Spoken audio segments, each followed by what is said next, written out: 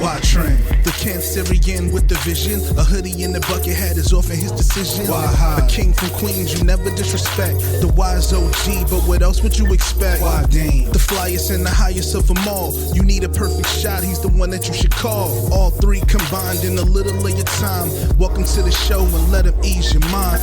It doesn't matter when we are or where we are because we are. Because we are. Because we are better than Because we are. Because we are. Because we are. Because we are. Because we are.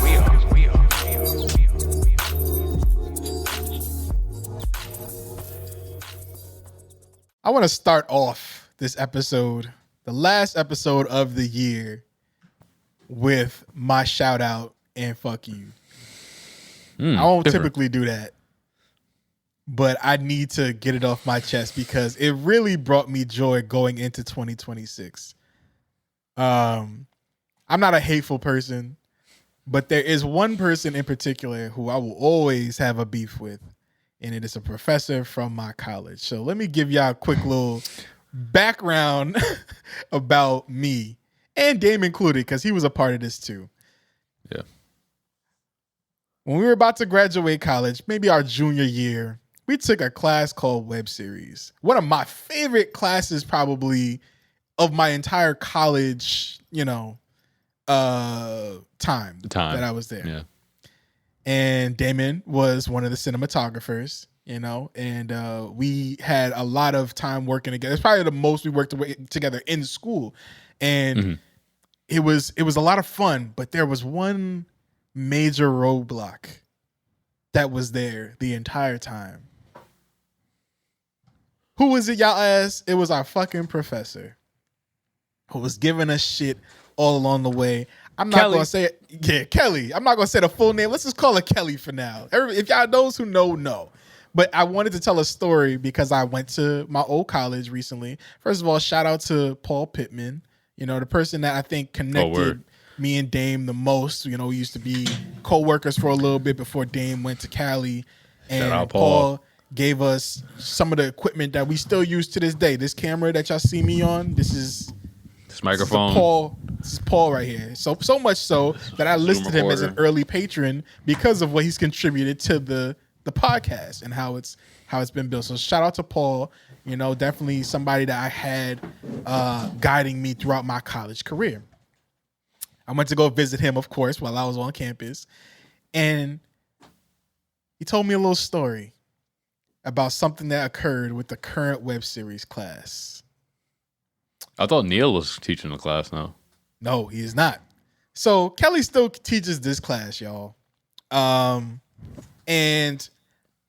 in this class, we bumped heads a lot when I was taking it, right? So much so that even one day I had to walk out of the classroom because I was through with her shit. About She was ruining everything that we were doing. There was one. Everybody on that web series all got the same grade. Except for Trendell. Shit. Trendell got the lowest grade out of everybody in that. Maybe like one other guy who didn't really do too much, but Trendell. And there was only like 10 of us in there. So one lazy nigga in Trendell. I think it was retaliation for the reflection that I gave back in the, when we were done with the class. It was, write a letter to the future web series classes. And I should have known, this was before the grades came out, so I should have known that this would have been included in there. But I was in there, I gotta find that letter. I was in there letting her have it. I was like, yo, don't let the powers that be try to keep you down. Like, trust the vision, trust your process, trust your colleagues. Don't be out here listening to, because she was really treating that class like she was some big Hollywood executive, literally giving us roadblocks. We had to meet outside of class. Damn, remember these days? The first class that we had, we met outside of class and came up with the entire format for what the web series was going to be, because whatever she was coming up with was hella whack. So we had to meet outside some of class. Political shit. Yeah, it was, and it wouldn't have aged well at all. And we just came up with we did more work outside of class than we did in class. That's all I'll say on that. However, I got the reputation of being difficult to work with, all in all, to keep it short. So yes, my grade was lower than everybody else's, but I was happy to hear that the web series class happening right now, or no, I'm sorry, the web series, well, there's one that's happening right now that's shit, but 2 years ago, there was a web series class that went fucking rogue. More rogue than we did. Not just meeting outside of class. It was so bad. They went to the dean. Every single student in that class went to the dean and threatened to drop the class if they had to keep working with Kelly. And my man said, yo, I thought about you immediately. Because I remember what y'all went through in that class, and you specifically, when you walked out of class and came to me, I thought about you. And I said, I know I'm not crazy. The people in my class know I'm not crazy. Yeah. We all felt the same way. And I was happy to hear that the class 2 years ago felt the same bullshit and took matters into their own hands. So much so that Kelly had to take 2 years off from teaching in general? That class, from taking that class, from teaching that class, just so the students in that class were graduated and left, so that they wouldn't throw any more monkeys in operation. Because obviously they were telling people, don't take that class. Because she's the only one that teach it. Don't take that class. Take thesis instead. Don't deal with her. Yes. Don't deal with her. So I was happy to hear about the future, of the web series class, the students taking matters into their own hands and fighting back. Because that's really what it's about. So much so that I'm like, I should honestly just put that in the curriculum at this point. It galvanizes the students. It makes them work together. Their hatred for you will make the best creations in that class that we've ever seen. There was a Patreon episode where we did show the web series that Trendell was talking about. I can't remember the episode. I don't know if you do. Refer to Wah. It was a long time ago. Refer to Wah. He's listened to just about all of our backlog. He probably knows it by now. Yeah, because we are historian Wah. Yeah, shout out Wah, man. Definitely going back and watching all the old content. But yeah, the web series. Wah is our cob, huh? Yeah, for sure. He's gonna get the Reddit started for sure. Yeah. But yeah, definitely go back and check it out. It's great content. But yeah, to this day, she does not acknowledge that web series. It doesn't even acknowledge its existence. She probably doesn't even show it to the students. But I can go on forever about this, but my fuck you. She's still showing Jacob's ladder. Yes. And shout out to those guys. Shout out to Nick. Yeah, Nick shout out to those guys. But it's just the fact how much she glazes and makes other classes feel like shit because of how much she wants to compare it to that one web series. Absolutely. So I'm by all means, they did a great job, but she's ruining your legacy in that class for sure. By shitting on other courses with it. But yeah. Yeah, so my fuck you goes to Kelly Dolla, putting a name on my bullet. Fuck anybody that's ever had to take a class with her, they understand. And my shout out goes to not only Paul Pittman, who was by my side. Yeah, Renata Gangemi, my favorite professor from that school. And Miss Paul Stand Pittman. On Business. Yeah, Miss Stand On Business. Yeah, all that shit. You know what I'm saying? Yeah, y'all try to get rid of her. It's not gonna work. We ain't getting rid of Renata, son. Yeah, she's still there. I saw her that day too. Shout out to her. Oh, hell yeah. Paul Pittman, the man that gave us the equipment, the man that galvanized me to keep doing what I'm doing, you know what I'm saying? Gave me a message at the end of my graduation and said, yo, go out and make a difference. And we did. So shout out to him, a new viewer of this pod, because apparently he didn't even know he was doing this podcast. Didn't even know he was doing this podcast. He did. He called me. He's like, you still got my equipment? He took my equipment. Yeah, he's like, yeah, well, you bringing that back, dog? Sorry, bud, we up now. Yeah, bro, it's we up. Over. Yeah. But big shout out to Paul and everything that he's doing, man. Please don't retire without me coming back there and saying bye to you, man. But all in all, y'all, let's get into the spirit because it's the season of giving, the season that keeps everybody everybody's supposed to be happy, and I'm happy. That story made me really happy. Yeah. Probably the happiest I've been all year, to be honest with you. Damon, man. have you ever like just had an op that was somebody that was supposed to be in a leadership position? Because I've actually been experiencing that a little bit lately. Because it really throws me off when someone that you're supposed to be leaning on for leadership just feels oppy. You know what I mean? Like, I'm supposed to be collaborating, sharing ideas with, and it just seems like you got smoke for me for some reason. I know for me, it's just I've dealt with certain bosses that were like that. Well, I might fuck with one boss more than the other. You know what I mean? But one, does it affect your performance? And two, like, is there a resolution? Like, do you try to, resolve it with the person, or do you just kind of just move accordingly? There's only been one time. I've been blessed in terms of like work to never work a job where I absolutely hated to be there, dreaded to be there. Like, I've worked at a Boys and Girls Club with my best friends. I've worked at Lids with my cousin. I've worked at a museum and made a bunch of clothes bonds over there. But there's only been one time where a manager came in and I just felt like she had it out for me right away.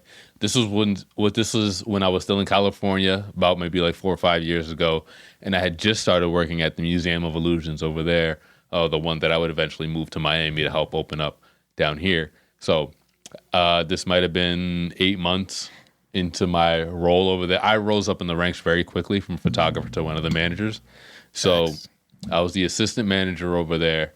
And then we had a cycle of just people, like general managers that would come in. I'm sorry, operation managers that would come in and just leave after a couple of weeks. We were a new hot spot, like tourist attraction in San Francisco. So we were busy as fuck, but we didn't necessarily have the maintenance that came with it. And there was barely any training to any of the staff. So it was kind of a shit show.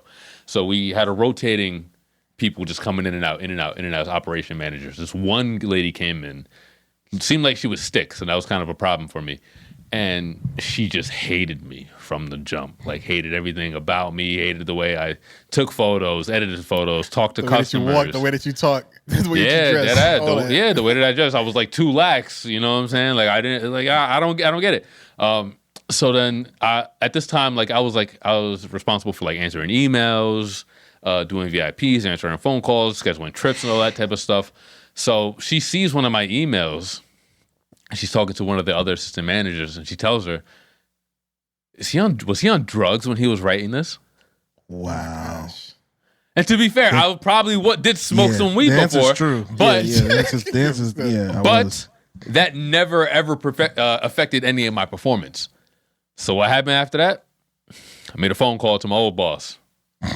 The boss that, she was really good at the job, but she just didn't like the upper management, so she decided to leave. But she was she had us going in the right way. So upper management still loved her, still took it advice from her, even though she wasn't technically on staff anymore. So I'm like, yo, this new bitch ain't it. Yeah. I need you to make the call because she over here pissing everybody off. She accusing me of being on drugs, and I don't like it. Yeah. That bitch was gone in 5 days. Yeah. Full of plug. My man called Olivia Pope. Yo, got her on the job. My man, yo, this is the version of snitching that we allow. Yeah, man. Like people that have it out for you. You know what I'm saying? That's because you could honestly, you probably could have went to HR. Well, I don't know because they might have. There's not really an HR department in that job. There's just the people that work, the operation managers, the marketing managers, and then the regional manager or the national manager of all the places. That's it. That's wild though. They can't just be saying. Yeah, they were all white, all Russian. I'm about to say, was she? Lack of. She's the only one in that company that never fucked with me. Everybody else that I ever met loved me. Only person. Well, round of applause for getting white people fired. One time for getting white people fired, man. Hit that applause. Yes, sir. Yes, sir. Yes, sir. It's a beautiful day. Yeah, man. Thank you. The tables turn. Tables turn. Tables turn. Bridges burn. You live and learn. Yeah, man. And honestly, I think it goes to show a lot when you have a bad situation with somebody in upper management, because I've had a manager like that too. And they're the only ones that don't fuck with you. Like when there's enough people, it really says, like, it's a really uplifting and reaffirming thing when people have so much nice things to say about you that all that bad shit that somebody new comes with or somebody else comes with, it kind of gets overshadowed. Like, that doesn't sound like, you know, you had enough people in your corner to be like, that doesn't sound like Damon, you know, or I know Damon to be a stand-up guy, a hard worker, driven, all that stuff. Like all these positive things that don't let other people suspend their disbelief on your character, which is important, right? Like, so I think if you keep it real, you stay a stand-up person, all that upper management shit or all those people that try to like talk down on you and put mustard on your jacket, none of that shit is really gonna matter as much in the long run. You know, I know it's hard to say because people really do like lose jobs over that shit. So I won't say that it always has, you know, that it always turns out well in these scenarios. You know, it could have been really bad, right? Like there could have been some major repercussions. Like if she had more power, if you weren't able to make that call, who knows what could have happened, you know? Like maybe you maybe you didn't continue at the museum. Maybe you didn't move back to mine. Who knows how her life would have turned out, you know? Yeah. She could have fucked the whole shit up. Yeah, but I would still be in fucking San Francisco. Gotta be careful, man. Definitely gotta be careful with certain Or people. back in Jersey. Bad attitudes, bad vibes. You know what I mean? I'm the type of person where I need good vibes, man. I have a difficult time performing well if I don't trust the people that I'm working with. You know what I mean? You know, I understand that I'm not the easiest person to deal with work-wise because, you know, I come with a lot of caveats. I do. I work really hard, but I'm probably not going to answer every email. Like I just have flaws, bro. I'm telling you, but I get my shit done and I do it well, you know? So I get it. But at the same time, man, like I got to feel like you're on my team. Like whatever it is, I got foxhole mentality. As long as it's us against the world, I'm riding. Whatever you need me to do, I'm with. But if I feel like you the ops, if I feel like you don't have my best interest, you know, because it gets to a matter where like you messing with my family. You know what I'm saying? You're messing with my family. Yeah. You're messing with my livelihood.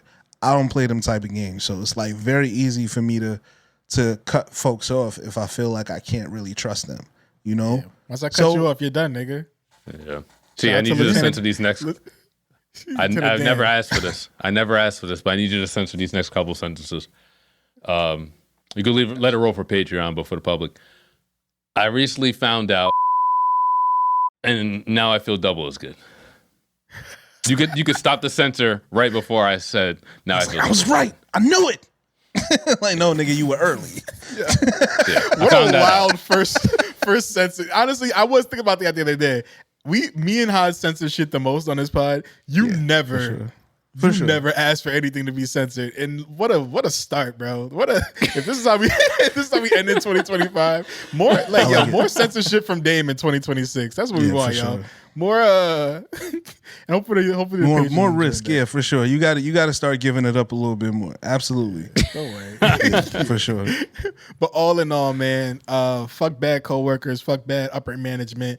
I don't think black people deserve the difficult to work with because I feel like it feels very racist, you know, the whole difficulty to work with thing. It's like, what is difficulty to work with on your standards? Like, it feels like you're not connecting with those people. So if there's anybody that's listening that's in some sort of upper management that might look at their minority coworkers and think that they might need a little bit more when they're working with them, be patient and think more inward instead of like you think inward. Oh, not N-word. That was crazy. Yeah, inward. Please don't think N-word. Please don't think N-word. Yeah, don't think that. Think inward, but just multiple times in your head before you go. You know, but definitely think more about how could I make this easier, or how could I like better myself and help out with the lower management and be a better manager to these people, and not just managing one type of person, because that's usually what it comes down to. Yeah, it's like you're good at managing, but you're not. They're good with one personality type and not others. Yeah, do your job. You know, that is your job, is to make sure everybody can do their job better and be comfortable in the space that you are curating. So that's just my little tidbit on that. But enough about that. What's up, y'all? How y'all doing, man? Last part of the year. You feel me? I mean, damn, you're very festive with the Christmas hat. Wish I thought of that. Gotta tell you. Yeah, man. You look good. See you with the Jeeter jersey. It's like a Jeeter. Look like a Yankee jersey. Yeah, this is from the New York drop pinstripes. Of course. Jeter's going crazy, man. So we both kind of this week while we were off, we had our first live streams, right? Yes, sir. We all had it. Seems like everybody went live. Everybody went live this week. Yeah. So let's, do you want me to start with mine first, or do you want to go into yours and then we can get into game stuff? Start with yours. Let's start with yours because that's okay. So part of the reason why we didn't record last week, I did have to fly over to LA. As some of you guys already know, I do work with the cannabis company Jeeter.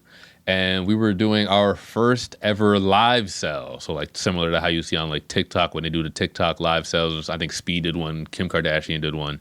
Yes, we were going on live selling weed. If you're in the LA area, you're probably familiar with the company Ease. It's like Uber or Uber Eats for weed. They did like a partnership with them where we got on this website called Terrific. And we went live for a couple hours, and it was super dope. We had a lot of special guests: Jay and Silent Bob, Kevin Smith, Jason Mewes, Seth Green was there. We had a couple other comedians that unfortunately I didn't know their names. They were there too as well. But Jeff Ross, the roast master, was there. I don't think he popped out on camera, but he was definitely there behind the scenes. Oh, yeah. So it was super dope. And I was actually not just behind the camera as I usually am. I was actually in front of the camera. For the first time for Jeeter, officially at least. This is my introduction into the Jeeter universe. So I had my own little segment. They were doing like a Jeeter shopping network thing. So they were like in a garage. They had like a studio set up, all the product up there, and then they would cut to me in the front area with a garage in front of the garage where they set up like this huge turf bottom, all these chairs out there, a bunch of Christmas trees, made it look mad holiday-like, and we called that the North Pole Lounge. And that was basically my domain where they would cut to me in between segments, and I would tell them what's going up, give them any updates, do any side interviews, crack some jokes on the side, and it was super dope. I actually got to do a bit with Seth Green, where he comes into the camera, he's like looking the wrong way, and I have to like turn him around. We do like a whole thing where we're talking to each other for a couple minutes, and it ends in a really hilarious joke that Seth tells, and I'll eventually end up posting it, but just to be able to do that was super awesome. He turned to me right after, and he's like, man, that was great. Gave me a very stern handshake. It was like, really great job. And that was all the... I don't think I need no more, good jobs from anybody else. That's all I needed. We're talking about the Seth Green, y'all. Yeah. All them shows that you Chris like. Griffin, bro. Chris Griffin. Robot Chicken. Robot Chicken. You know what I'm saying? Like, that's all the validation I need. Like, yo, you're funny. That's all I need. And then that's beautiful, to have man. that, and then I got to do a Jay and Silent Bob bit where I dressed up like Kevin Smith in this Silent Bob fit. As soon as they're introduced, Clerks. From Clerks, they cut to me, and I'm just like out there silent, smoking the joint. Kevin Smith called me out by name, making jokes. It's fucking hilarious. Then the whole thing ends, and this is the best part. I'm on the side, like just watching them take photos with it. And then Kevin Smith goes, Damon, get over here. By name, bro. By name. Calls me over. We're taking photos. I'm on the side. He's like, Damon, get in the middle. Puts me in the middle, and we start posing for photos. It was in character. Like, oh, man. Yo, I need to know, because I seen the picture. Did you buy that wig for that, or was it there already? No, it was my idea. It literally everything. Of course, man. Everything. And this is what I loved about the whole creative process. It was me, Amir, who played Shooter Oxley. Shout out to Amir. He's a fucking beast in terms of like just acting, music, doing shit live, writing. He's a renaissance man. He sets up all the Jeter events. So even like the day before, while we're doing rehearsals, he's like getting phone calls and updates about certain pop-ups and live events that are going on in whole other states. So that guy is just a fucking machine. I don't know how he does it. But yeah, shout out to him. So it was me, him, the directors, the producers. We were working with producers and directors that were actually working with I Show Speed a few weeks ago during his live sale. And listen, I love I Show Speed, but coming straight from the producer, he's like, yo, you guys are 5 times more prepared than Speed ever was.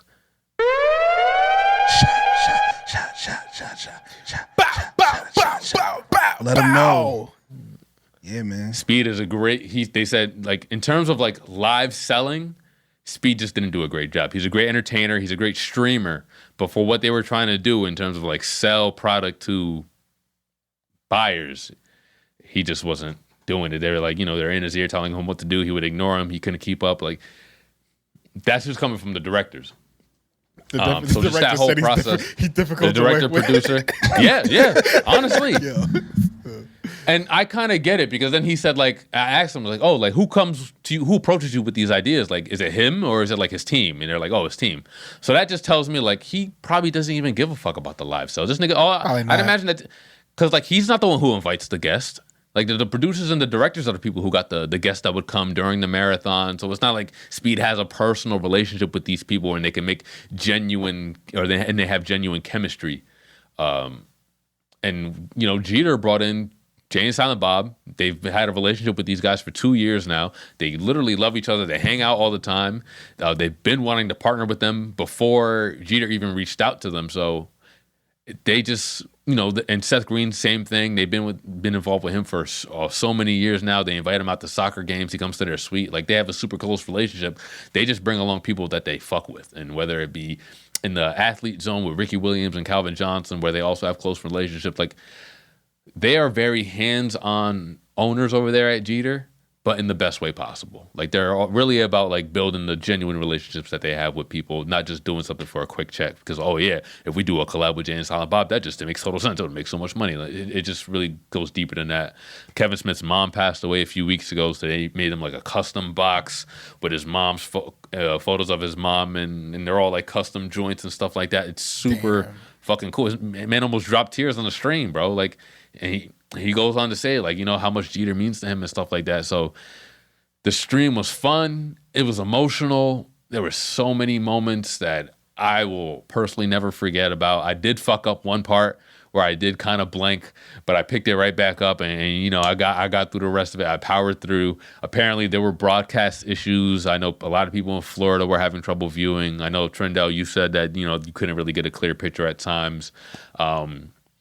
That's something that's probably a location issue. We were all the way up in Beverly Hills where there's barely any signal. They were using the Starlink, but because of all the stuff that was going on with the decorations, there was a lot of interference going on. So chaotic. Fucking Starlink. Elon, get your shit together. Super chaotic, super fun. I had super creative freedom. Like I was about to say before, like any time they cut to me, nothing was in the script. Like I felt like I'm a big fan of the show Community, right? Dan Harmon used to say, like, I script everything except for Gambino's parts. And he would literally write in the script, and then Donald says something funny to end the scene. And that's literally how I felt. Like, all right. And then they were like, all right, and then we're going to cut to Damon, and Damon, you got something? I'm like, yeah. All right, cool. And then, like, I got a joke. Go ahead. Yeah. They just cut to Damon. He's just doing the nigga dance. Yo, imagine if Dave wasn't actually funny. Like, if he wasn't actually, like, talented. It's just like, all right, do the thing. Like, imagine if these are these types of people, man. Just do the Damon. That's how it was back in the day. That's definitely how it was back in the day. But we've come so far in terms of, like, the talent that we can provide that, like, we're not just expected to do just one thing. Like, Damon, say the phrase. It's like, I love Jeter.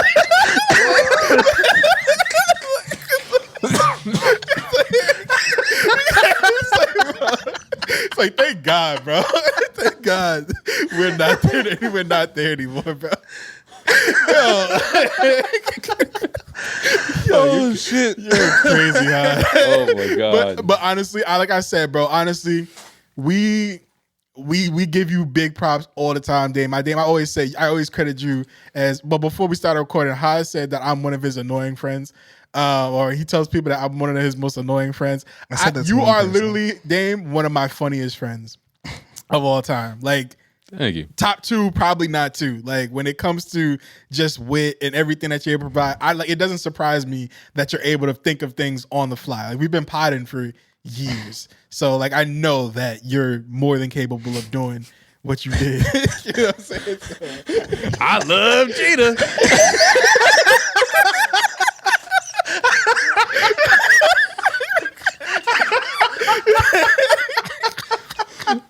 Chat, sorry, I just put that in our little studio chat for no reason. That sounded like Donald Glover too. I'm definitely making that a soundbite. That's gonna be reverse marketing. Well, we didn't expect it to be like that. But that's gonna be my new tag for when we shot them. Oh shit! Yeah. Oh my gosh! But yeah, shout out to that was fucking. Available. Yeah, shout out to Jeeter. Signed James Silent Bob. With the joint inside. I'm probably not gonna. I'm gonna try my best not to smoke this for as long as I can. Yeah, it's a collectible, man. It's like a collectible now, you know. And definitely just one of the things that you frame from. But all in all, like you said, I know there was some technical difficulties and stuff like that. But honestly, it's expected with a live stream. Things are gonna go wrong, but the way they try able to bounce back is just as important. And shout out to y'all for the first live stream. I've never even heard about. Like, has that been done before? Like, were people selling weed on live? So we found dispensaries have done it before. Not necessarily, not like brands. Like Cookies themselves don't go out there and do live sales, or Stizzy, or any of those other bozos. Yeah, but as far as we know, we're the first brand to do it. We definitely want to do it more. We definitely want to expand and do more like shorts and do more skits and stuff like that, especially me and Amir, because this is like our first time working together. And it's like, bro, like it's there, bro. Like just the writing aspect for like just helping each other come up with jokes. Like it just flowed so naturally in the midst of 5 days. You know what I'm saying? We were literally doing rehearsals 10 minutes before the fucking live started. Like that's how bad we wanted to get it down. So I could definitely see live streams are nerve wracking. I'm not gonna lie, they're insane. Just not to just think that, about it's all live that stream. So I'm not even thinking about all the people watching at home. Like they're not just doing a live stream. They're doing a live stream production with like people in the lounge. So it's like I got the people over here in the garage because there's like 3 cameramen, 2 producers, audio guys. Like, bro, this feels like we're on a fucking movie set and we're just doing a stream. It's a lot. Yeah. It's a lot. But shout out to y'all, man. And shout out to you, all the work that you did and all the work that you're going to continue to do carrying into 2026, bro. I'm telling you, man. Like, I feel like the Dame availability is going to get way shorter. Like it's just because now that they know that they can do it, there's just going to be a lot of things that they ask them to do. But no, my heart is always going to be in this podcast. So, I mean... Appreciate you, bro. No matter what, because work is at the end of 2026. Work is always going to feel like work. No matter I'm still the editor at the end of the day. So no matter how many live streams I'm in, I'm probably going to have to edit it too. And this is always going to be my safe space away from all of that, where I don't feel like this is work. This is fun hanging out with you guys, fun putting any edits I can together of this show, and I'll never get tired of that. But we probably do need to look into an editor soon. Yeah, we do. Definitely. Anybody out there listening? Expanding the team. Listen, I know there's been a lot of people. Anybody out there in India? Hold on. Outsourcing. Anybody in the Philippines? Anybody want to? Yeah. $15 a video. That was good. Chill. So I know there's been people that have commented on our videos and like, yo, how can we help and stuff like that. We ain't quite there yet, but just know the time will come very soon. Like we're very much nearing that time where we're gonna need you. So stay put. Don't touch that dial. Video. 15 on the holidays. You gonna work on Christmas? Yeah, for sure. Yeah, that's easy because we do Christmas episodes. Got to be the done. Holidays is when we need the drops to happen the most. Come on. Exactly. Yeah. Get with it. Speaking of the live streams and just like working, Tren and I actually did our first live Discord stream. Hell yeah. We this did. week as well. And I hate to cut you off, but I want to give you flowers first because you said Tren and I, but I had no idea the amount of work that was going to be put in when we started doing this live stream initially. I knew we wanted to do it, but I need to give you all the flowers and a shout out because you pretty much put that whole shit together on on your own. First of all, thank you, brother. I do need to tell y'all, I was fucked up like 2 weeks ago. I was really sick. Yes, It just came out of nowhere. It put me in a hospital for like a day, and I had no idea what the fuck was going on. So that was what my week was happening. That was what was happening with me a few weeks ago. So I had my days all mixed up. I know y'all realized that we've probably been gone for a long time, and Dame was being nice and say, yeah, he was away because of him traveling, but also I fucked up. I fucked up, y'all. I fucked my days up. We were supposed to record, and I'm being honest with y'all, because I feel like I can be honest with this audience. I fucked up. I had my days all mixed up, so much so that I even had the days mixed up of when the Game Awards were gonna release. If Had didn't call me and we talked about the plan for what I thought the Game Awards was happening on a Friday, we would have missed that shit because I was all types of fucked up. My days were all messed up. We definitely need a shared calendar between us. We do. As much as this is put together, we could be doing better, y'all. Listen, we need a calendar for sure. Had apparently didn't know we were recording today. Today, you know what I'm saying? It's just tough with all like the different things that we got going on, but also I just genuinely my heart and soul was just recovering from the trauma that I had endured throughout the week. So I genuinely do apologize for that. I know that people that watch us always look for more content, but we always do provide when we are here. But I do want to start off with this live stream conversation that we did with giving you all the flowers, because and talk about support in the sense where I really, like I said, we're still recovering. I didn't know a lot of what we were going to do in the sense of how we were going to get it done, but how I figured all that shit out, so anything that we come with in 2026 with live stream, he set the bar for what we're going to provide in terms of like, because we are live streams and everything that we have coming in 2026, because I'm going to be pulling right from that experience that we had streaming the Game Awards. So I'm going to let you finish, but just big shout out to you for putting that pretty much the entire shit together within a few hours. Yeah, I mean, it was definitely a bit of trial and error. We did a test run. We did a few test runs just to make sure that we had hours beforehand. But a few hours beforehand, just to make sure we had everything we need. But it came together well, and we had a great time. We linked up with a lot of the guys from the Discord. They were on the call with us. We were chatting, talking a whole bunch of shit, watching the awards. And it was a good time, man. It felt good to be amongst the community that we've been building over the last year. And people engaged with us really, really well. Shout out to everybody in the Discord that was a part of the call. Mind you, a lot of funny motherfuckers in that Discord. Let me tell you, for sure. It felt like we was potting with like a whole group, like new group of people that we had, like new members. A whole lot of funny motherfuckers, and just we're able to just bounce off because we were just chilling, Like, and I didn't know that we were even recording the full thing because we do have a recording of it. Yep. But man, it was great. What terrible games were announced that day? But also, shout out to that one dude that didn't want to tell his girl he loved her. While he was on the stream with us. Yeah, we had a dude in the Discord. He was just like, "Yo, I can't right now, baby. I'm on a Discord with the guys." I'm like, bro. And shout out to us for being like, bro, just tell that woman that you love her. Tell her you love her, bro. It's like, we ain't going. It's funny. We imagine we just blocked him. Yeah. You love her? Yeah. What? Yeah. Nah, bro. I was mute up, joke bro. From the other segment, and I can't. That would have had no context here. Yeah, Wait, but no, it was pretty. It was pretty cool. The Game Awards, kind of came and went, but some of the stuff that was announced was actually pretty cool. Obviously, Tren went. You would have thought he won fantasy football. Yeah. because he couldn't opposite, stop actually. talking about. All right, bro. We'll see that later. All right, bro. But I don't know the who- Claire, I don't the Claire know who Obscure won. Awards. I don't know who was- had a faker championship this year, me or you. Yeah, But listen. you know, Nah, that was big, bro. That was big for the. Shout out to the French, man. They did something right this time. The French Revolution was taking over. it was They- televised. Yeah, well, the Or French streamed, at Revolution was definitely televised, mon ami. It was out there. They was winning all these different awards. I was not surprised. Everybody else was kind of surprised. Me, Yeah. As a I had one lover in of- 7. They took yeah, 9. man.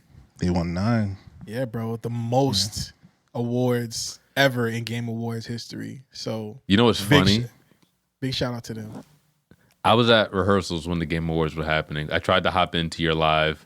I did see that, yeah. Yeah, you I showed couldn't up. really hear with everything else that was going on. So I was like, and the connection was shitty where I was at. So I went on Twitter later on to see, like, all right, let me see who won. And the first 2 awards that I saw, Claire had lost to like Hades 2. I think Donkey I think Kong, for like, right? yeah, maybe no, in Battlefield for sound. Oh, yeah. And I had Battlefield winning that category too, by the way. Yeah. But yeah, I was like, no way they about to fucking no. Yo, tell me Snubble. Claire got like 2, and then come to find out, oh yeah, record breaking 9 awards, beating the They got last every of us. other one for sure. Yeah. Yeah. Shout out Hades too though. Getting that. Yeah, That's shout a out big Hades one too. too, They got like and best shout out- action game or something like that. Yo, shout out to Silk Song, but also fuck Team Cherry for not even showing up to the awards. I'd want to ask y'all this.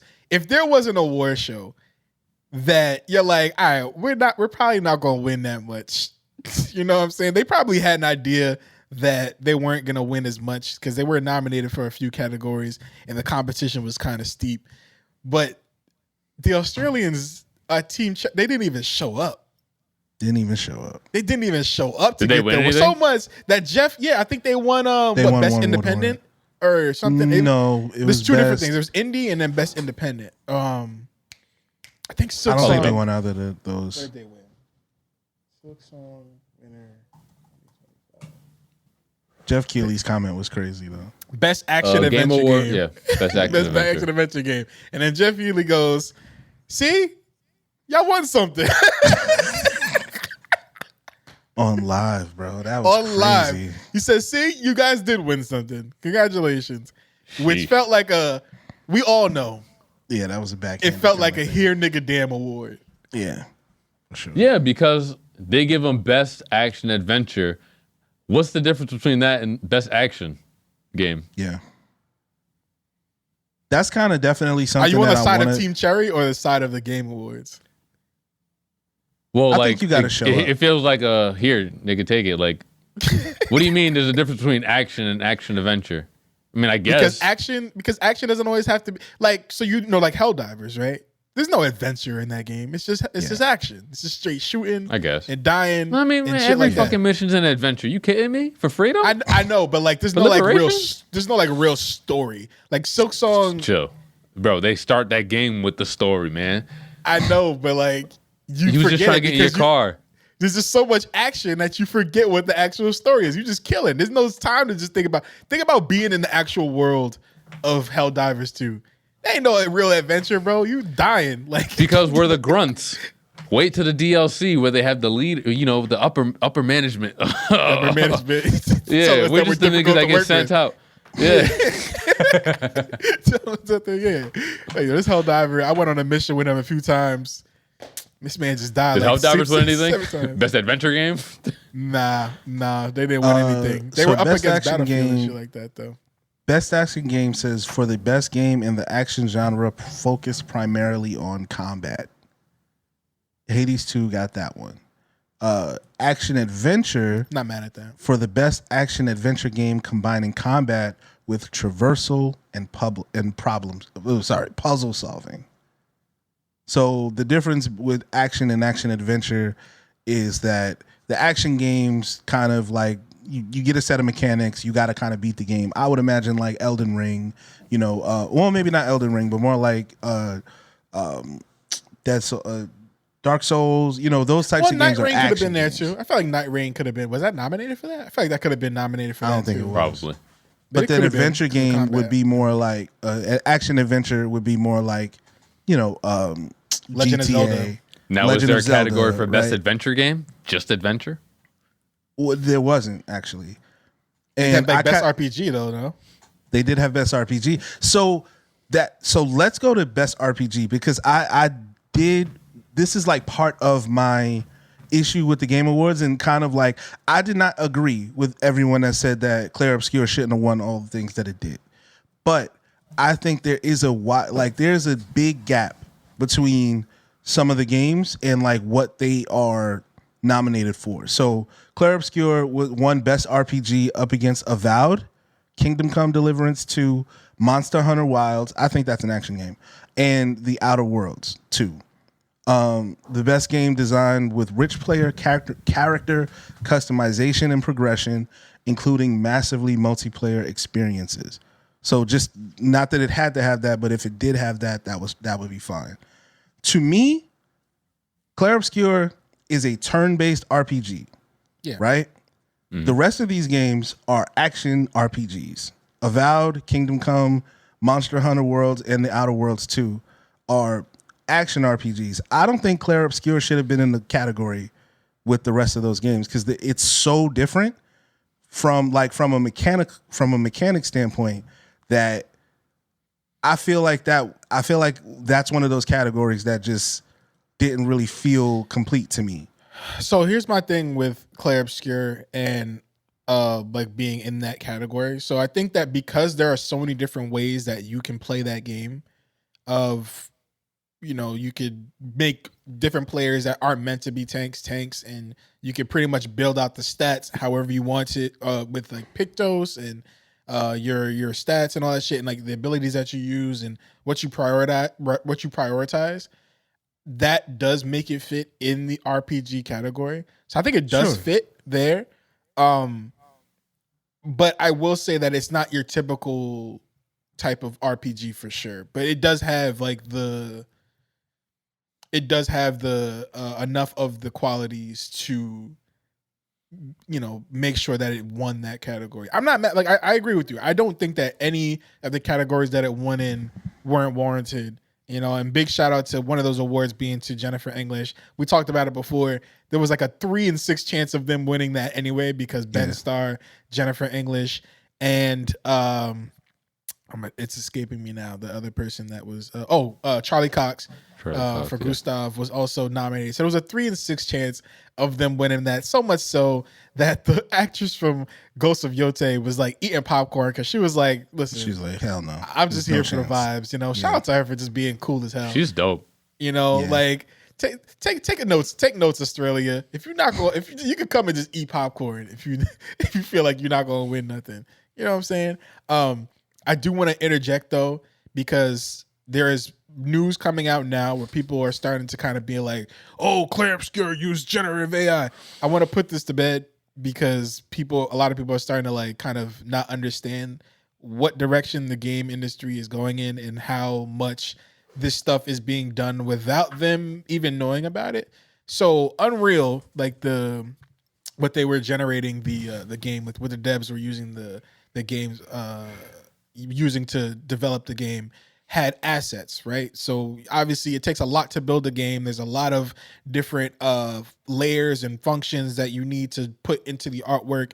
And it's like all the landscapes and all that shit that you build, you don't really think about it as much, but it's all beautiful. However, when you're building something like that think of it like almost like a Photoshop, right? There are some tools that are automatically generated because these programs are putting them in there for you. I might have said it earlier. I don't know if y'all remember, but I was talking about on Instagram where they just kind of started using the translator tool for some videos. They're implementing shit without you even really being, wary to it.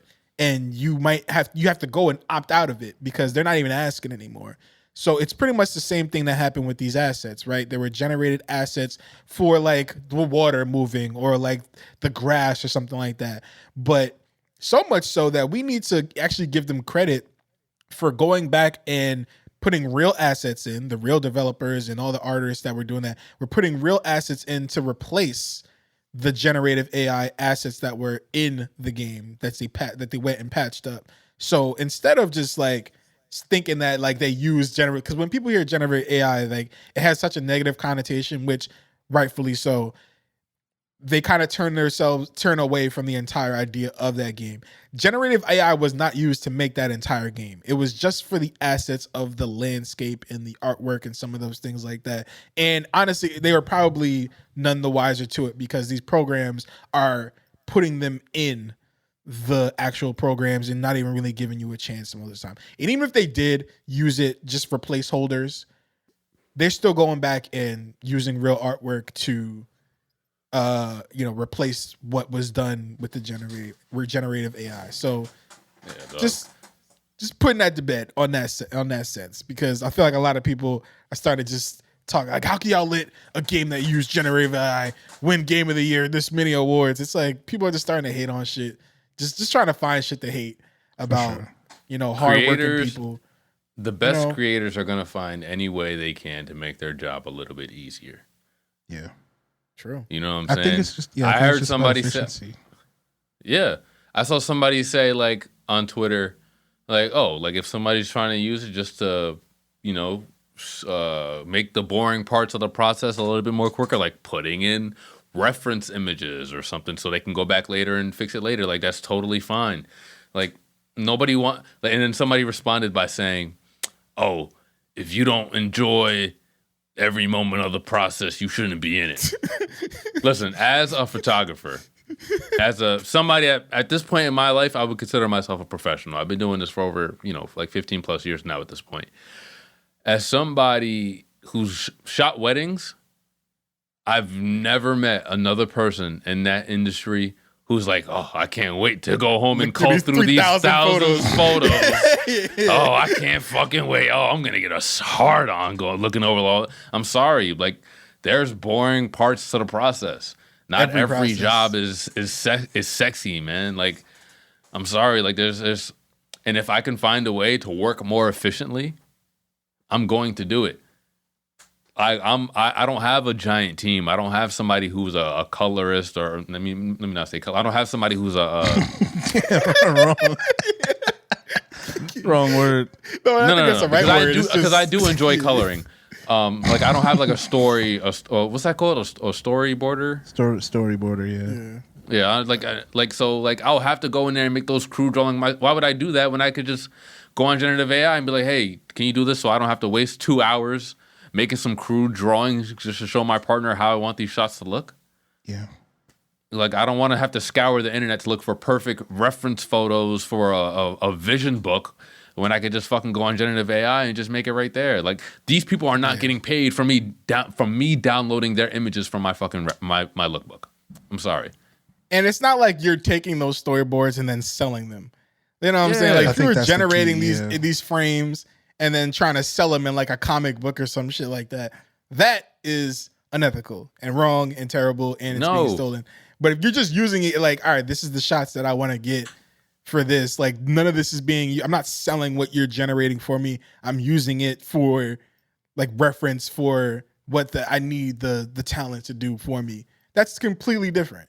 You know what I'm saying? Like, it's completely different. And that's like I said, I just wanted to put it to bed because I feel like a lot of people, they hear it's like a buzzword now, right? Like, I know we talk a lot about it on this podcast, but I think a lot of people are starting to really wake up to the issues and inadequacies of it. So I just want to set that out there. You know, we're gonna give and there's still a small team. Another thing people are having issues with, are like, yo, what does indie even mean anymore? Like, what does indie company even mean anymore? Like, these people have 33 employees. Oh, that's not indie. It's like, yeah. A big thing was the $10 million on a $10 million budget. First of all, you got Charlie Cox in an indie game. You got Jennifer English for Baldur's Gate and Elden Ring. You got Andy. What was that dude? Is it Andy Serkis? Who was the dude that played Renoir? Yeah, the big act. Yeah, God, that's not indie. How'd you do that? Indie doesn't mean broke, and it doesn't mean, you know what I mean, and it doesn't mean like DIY. It just means, like, first of all, indie means ownership. right? When they say independent, they mean I own this thing. This is my project. If I have $1 billion and I put 100 million up to make a movie, and it's an indie film, regardless. You know what I mean? I'm not pulling funding from Coke and you know, exactly, and Warner Brothers and all that shit. Like, this is me funding this because they do that with music. Like, someone when the Clips album came out, they were saying, "Oh, how are y'all indie and y'all managed by Steven Victor?" Nigga, we're rich. We can afford Steven Victor to be our manager. It doesn't make us not indie. If I'm not splitting no money with a major label, I'm indie, regardless of how anybody else wants to live. If I put my own money up, it's a money thing. If I put my own money up and I'm not and I didn't take any money from anywhere else, I'm an independent whatever. You go creator. ahead, Dame, because I feel like we go about to say something similar. Is Grand Theft Auto indie? Is Rockstar indie? Is Rockstar an indie studio? No. Rockstar is a major studio. What makes them a major studio? The fact that their games are big, or no? They have developers under them. They have multiple studios. That, you know, Rockstar is a distributor, right? So like, I remember when Max Payne first came out, which is done by Remedy. Remedy is the studio. Rockstar is the publisher, right? Rockstar purchased the game from Remedy and put it out. I think I'm remembering that correctly. Remedy also went on to make like Alan Wake, Control, and stuff like that. If you look at Max Payne, has a very similar vibe. Rockstar did not make Max Payne, even though a lot of people associate it with the Rockstar brand. So is it the fact that the developers? So the fact that the Sandfall are you know, the developers and the you know, the directors, and then the only fact is like they just use Unreal Engine, right? They use like Unreal Engine. The soul. I'm making sure that this is accurate, but yeah, outside of Kepler Interactive, I don't know what that is. Kepler was so there's different company. Especially with video games. There's the people who the artists, like the art directors and stuff like that. There's the game developers that make the actual mechanics for the game based on whatever system they want to use, whether it's Unreal. Unreal is available to everyone. Everyone can use Unreal and make their own game. Sandfall made this. However they got their money, they got it. And they're an independent studio. Kepler Interactive Limited is a video game publisher headquartered in London, with an additional office in Singapore, formed in 2021. Out of a partnership between 7 independent game developers. Listen, y'all, you need, like, the way that all these industries are built, you need to outsource some different, like, to get all this shit to people. The same way that we use, you know, not to shout them out, I might even, the syndication program that we use to get our podcast to Spotify, to Apple Podcasts, to Google Play, to all these places that you watch our podcast. Like, that's basically the same thing as a publisher. You know what I'm saying? Like, we don't have a deal with Spotify. We don't have a deal with all these places, but we're able to put our show on all these platforms because of the syndication and the price that we pay. Like, it's the same thing. You can't say that we're not an indie podcast because our podcast is on Spotify. We're not working with Spotify. Right. You know, we're not working with all these other people. We're like working with ourselves. We have a Patreon, patreon.com/because we are podcast. Yeah. You know, we're indie. And as Damon works with Jeeter, like, he's still indie too. Like, we're indie people. Independent contractor. Yeah, like, we're all indie and we're working under this umbrella. So the fact that people were saying like, yeah, you know, so the only caveat that I'll throw in is that there is a difference between there's like a hierarchy of indie, right? There's people that don't have a lot of money. Yeah. And there's people that have the money to fund it, like they just said, the Sandfall, and how they have their employees and millions of dollars to hire these voice actors and pick up a person from SoundCloud to do a whole score. Like, there's people that have money, and the video game industry is kind of in shambles. Like, a lot of the smaller indie people are complaining about it because it has kind of become really impossible for like smaller indie companies to get out there. Like you really do need to have grants and programs that will help you get your idea out there and your work out there. But it's tough. You know, it is tough. But when you think about Expedition 33 and you think about like Call of Duty, yeah, they're fucking indie. Like there's still a big difference. Like Clair Obscur in no way is a AAA game. Right. You know, they were selling that game for $50. Something that's like unheard of today for like a full game. So For sure. we could beat this to death. But all in all, Clair Obscur, shout out to them, the Clair Obscur Awards and the Game Awards and everything that they gave to Clair. Well deserved. Definitely play that game if you haven't already. I've done this to death. It's a great game, great story. And it deserved everything that it won. And shout out to the other games that were made this year that I enjoyed that didn't even, that didn't make it. I think Assassin's Creed might have been like last year that would have been eligible, but I didn't see anything for Assassin's. Well, the accessibility, which I think they might have. They gave that to what's it called? Something of Midnight. South of Midnight. South of Midnight. South of Midnight. Which again another great game, another indie game. You know what I mean? I loved it. I had a great time with it. Yeah, it was very, very cool. Mario Kart World won best sports game. No Man's Sky won for best ongoing game. Okay.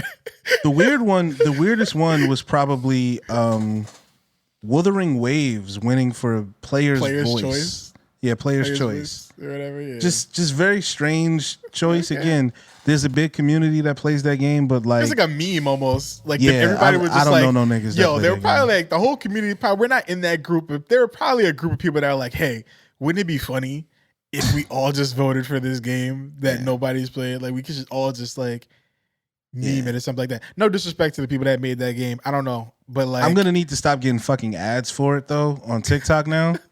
It's really pissing me off. Like, they won the award. Let's push it, yo. Yeah. We out here now.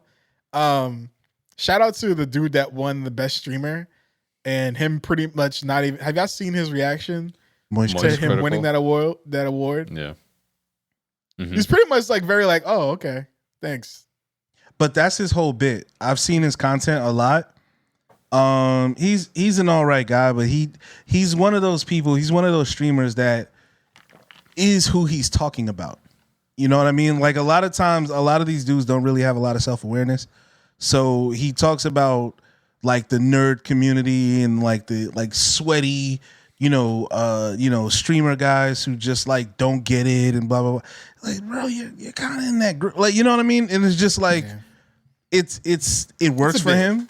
And obviously he's got a huge fan base. I mean, literally every time he drops a video, he's doing 1 million plus. You know what I mean? So he's got a really, really big community, and he's one of the more unproblematic guys out there in the streaming world. So I ain't gonna hate on him. I did see some clips of that peanut on that nigga.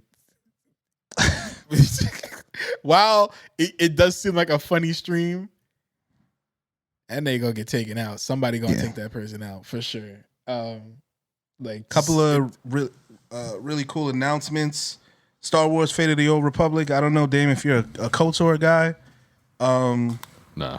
But KOTOR I just started was playing KOTOR.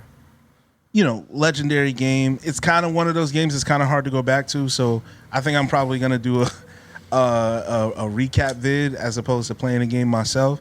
But my biggest thing was that it's being developed by Casey Hudson, who created Mass Effect, which is my favorite video game series. They gave him KOTOR, and then they basically KOTOR was his Black Panther, and then Mass Effect was his Sinners, right? So like Mass Effect was like his original IP that he was allowed to take and kind of make his own thing. The fact that he's going back to Fate of the Old Republic with all of the knowledge he gained and learned from the Mass Effect series, I have very, very high hopes for this game. It looked like the gameplay that I saw, it looked like there was like, you're Ray at some point. In KOTOR, there's a lot of different characters, but if you play this game as Ray, that would also be extremely interesting. So yeah, I'm super excited about that. I'm definitely gonna get it. I didn't know what was on my agenda for games that I'm gonna get in 2026, but that's probably top of my list. There were a couple other cool games that they announced. There was like a Mega Man game, Tomb Raider's coming back, Resident Evil. They're gonna drop as well. Yep. A lot of people were sad. A lot of people on our Discord, shout out to our Discord, were mad when Diablo was announced. Is that what was those teasers that they were leaving with those statues and shit? It was like the game that had like you might be talking it was Divinity. Okay. Yeah, Divinity is another cool one that I think I'm excited to play because I've been playing Original Sin 2 with some friends. But it's just hard to go back to. It's like kind of like KOTOR in the sense where I played Baldur's Gate 3 and that was like Larian Studios' like older game before they came out with Baldur's Gate and all that shit. And it's just, I've already played the cream of the crop. It's hard to go back to like for sure the rough drafts. You know what I'm saying? So, but I'm sure Divinity, the new Divinity game, will have a lot of these new functions, and it'll be easier to play. But one last thing before we move up to Game Awards that I want to mention is that I want to put it out there that I am specifically tired of games where we're going to space. I mentioned it. I mentioned it in our Game Awards stream. And you just got randomly pissed about it and would not let it go. Y'all was not hearing me enough, but I want it to be out there that I am ready for some new innovation in terms of where we are set in these video games. I feel like we've definitely hit a dead end in a sense of like, where can we go? What else can we show in these games? Right? Other than like just, I feel like people just like, we're just going to space and we're fighting aliens. And I'm like, I'm kind of tired of it a little bit. I'm like, where else can we go? Ask him where should we go? If we're not on Earth and we're not in space, where are we going? We can go anywhere. We can go We could even go to space. We can go to France. We can go underwater. Like, but I'm just saying, like, listen. Here's I think more underground games. What about us remaster Dig Dug? Huh? Yeah, he's being funny. Yeah, but that's true. Let's get Shovel Knight. Let's get Shovel Knight back out here. Underground. Like, we got mad underground shit, more underwater shit. But here's the metaphor that I gave, right?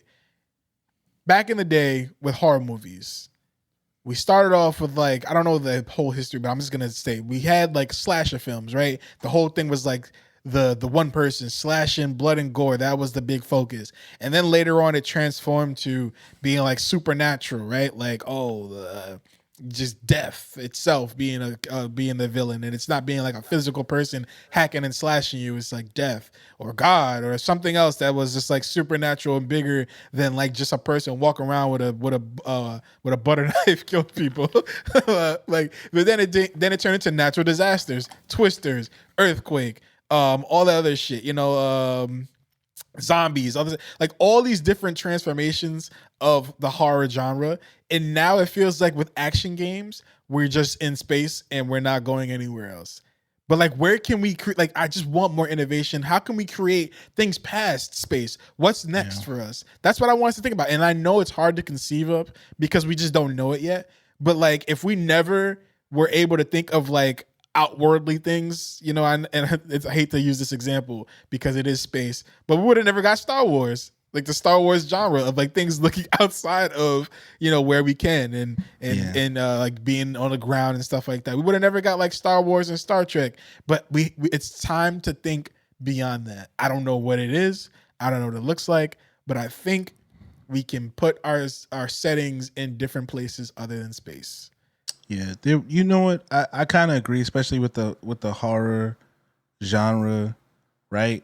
Because all of those movies take place on Earth, right? So you raise a good point. Or the moon. But there was that one time when Jason went to space. Jason went to space? He was killing people in space? He was killing people in space. Yes, did he have Jason a spacesuit on? Did he need it? No, he didn't have a spacesuit on. They did, though. How did he get to space? Ooh, you got to watch the movie. How did y'all let this nigga get to space? Like, that's like the one thing. That's the one person you should not let get with you. Get go into space. Yeah, no, absolutely. And he got there? Damn. Jason We get X, terrified of water, but space. What a legend. It's all good. What a legendary killer, man. But yeah, all in all, shout out to the Game Awards, shout out to Clay Obscure, shout out to other games that were nominated, and yeah, man, I'm excited for what 2026 is gonna bring. I can't remember any other games that I was excited about. Oh, the chicken coop game, Covenant of Chicken Coop, whatever. Yeah, chicken foot. Covenant of the chicken foot. Yeah, you was so excited about that old lady and her chicken feet, man. You know, definitely we're gonna. Dame, don't even ask, man. I didn't fucking get I'm looking it up. And I will. And the one and how while I did give you your flowers, I will say you was kind of tweaking it. Like when we do put this video out. Word. A lot of them jokes, man. We gotta work on that, bro. Yeah, for sure. It was my first live, bro. You know, I was just throwing shit at the wall. You gotta just go for it sometimes. First live, yo, we can't go out like Lieutenant Dan, bro. Like we can't go out with these grand opening, grand closing shit. Yeah. Now we gotta be careful for sure. You told the worst possible. Like you don't even tell jokes like that when we not on live. There was a disability joke that was just like uncalled for, really. Yeah, it was. I thought that shit was hilarious at the time. It was. I think the scenario was funnier than the actual joke. Okay, cool, man. The scenario itself that inspired the joke was funnier, and it probably wasn't even a joke. Like you were like that's probably what was actually happening. Probably what happened. That's probably actually what happened, and that's why I felt uncomfortable laughing at it because I'm like, this. I don't think we can make those jokes. However, stream went well. There's definitely gonna be more in the future. Hope y'all stay tuned for that. It's gonna be great. Big up yourself, return in. If you want the full video vibes, bonus episode, enough exclusive content, link we up on Patreon, Bumpoclat. It started only $1 a month. That a mad deal, you see it? Tap in now. So at the Game Awards, we got some special guests coming to the stage. All but one, surprisingly. I don't know why. Kind of saw that coming. I didn't see it coming. I don't know why he didn't get there. But we were able to see a sneak peek of Street Fighter. And I was very happy to see that. I was hype about it when they got announced. But I'm really glad that we were able to see a little sneak peek of it. So I think we should watch it here and react to it because we watched it during the Game Awards. We saw it live, me and you, Had, but we obviously didn't see it with Dame. But I think we can have like a little bit of a more expansive conversation when we watch it. Dame, is this one like hold on or is this one like? Yes, we have to acknowledge Roman Reigns, the OTC. Oh, okay. I get the joke now. Yeah. Okay, all right. So let's watch the Street Fighter Game Awards sneak peek that they had. Oh, what the fuck? Sorry. Brought up the. What just happened? It's just blank. No, sorry. I exited the tab. Sorry. That was weird. Who put Jake Paul, Anthony Joshua predictions? I don't know. It wasn't me. That was me. Y'all don't fuck with Jake Paul? Still wasn't me. Right. He's only one other person that it could have been. Let me know if y'all can hear it. Yeah, let's do it.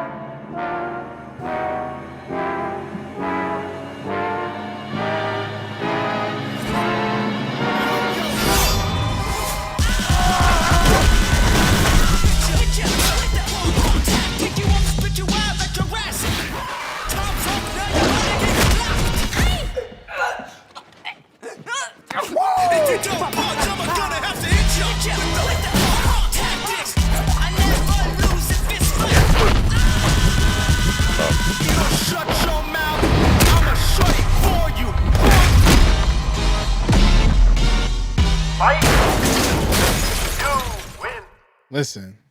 Yo, they made Ryu look mad old. That nigga is kind of old. My first note. I mean, I guess. But I just wonder, are they going to be fighting the entire movie? Like, is the movie just going to be a bunch of fights? So I do think that there is going to be no real... I think we talked about... I can't remember what my take was when we first heard about this movie coming out. But I do think that this movie is not going to take itself seriously at all. I don't think we're getting any type of narrative. I literally think everybody will be kung fu fighting. Like, that's really what it is. Like, I think everybody's going to be fighting, and that's really all it's going to be. And I'm not mad at that. If I walk away from it, I will see this in theaters. And if I walk away from this seeing like some really cool fight scene, at least one really cool fight scene that I can look up on YouTube later and be like, damn, that was some really cool effects. That was some really cool shit. I'll be happy because I really have zero expectations for this movie. Fuck Andrew Schultz, even though he's going to play a great Dan because Dan is a fucking idiot. But, you know, other than that, shout out to everybody coming out to the, you know, Game Awards and being there, except 50 Cent. Who was playing ballroom? We know why. He's on a whole nother press run right now. Do he? Yeah. Is that why? You think he's really not even like he wasn't even coming to that at the time? Do you think that he decided that, or that the Game Awards decided that? He's busy, man. He's promote other shit right now. Seriously, I don't even know why he's in this movie. I'm gonna be honest. This shit looks fucking terrible. Like, I don't know if y'all are trolling. Like, this shit looks ass. I'm gonna go in there with the same expectations that I had when I went to go see Mortal Kombat. Like T said, I'm not expecting story. I just want to see hands.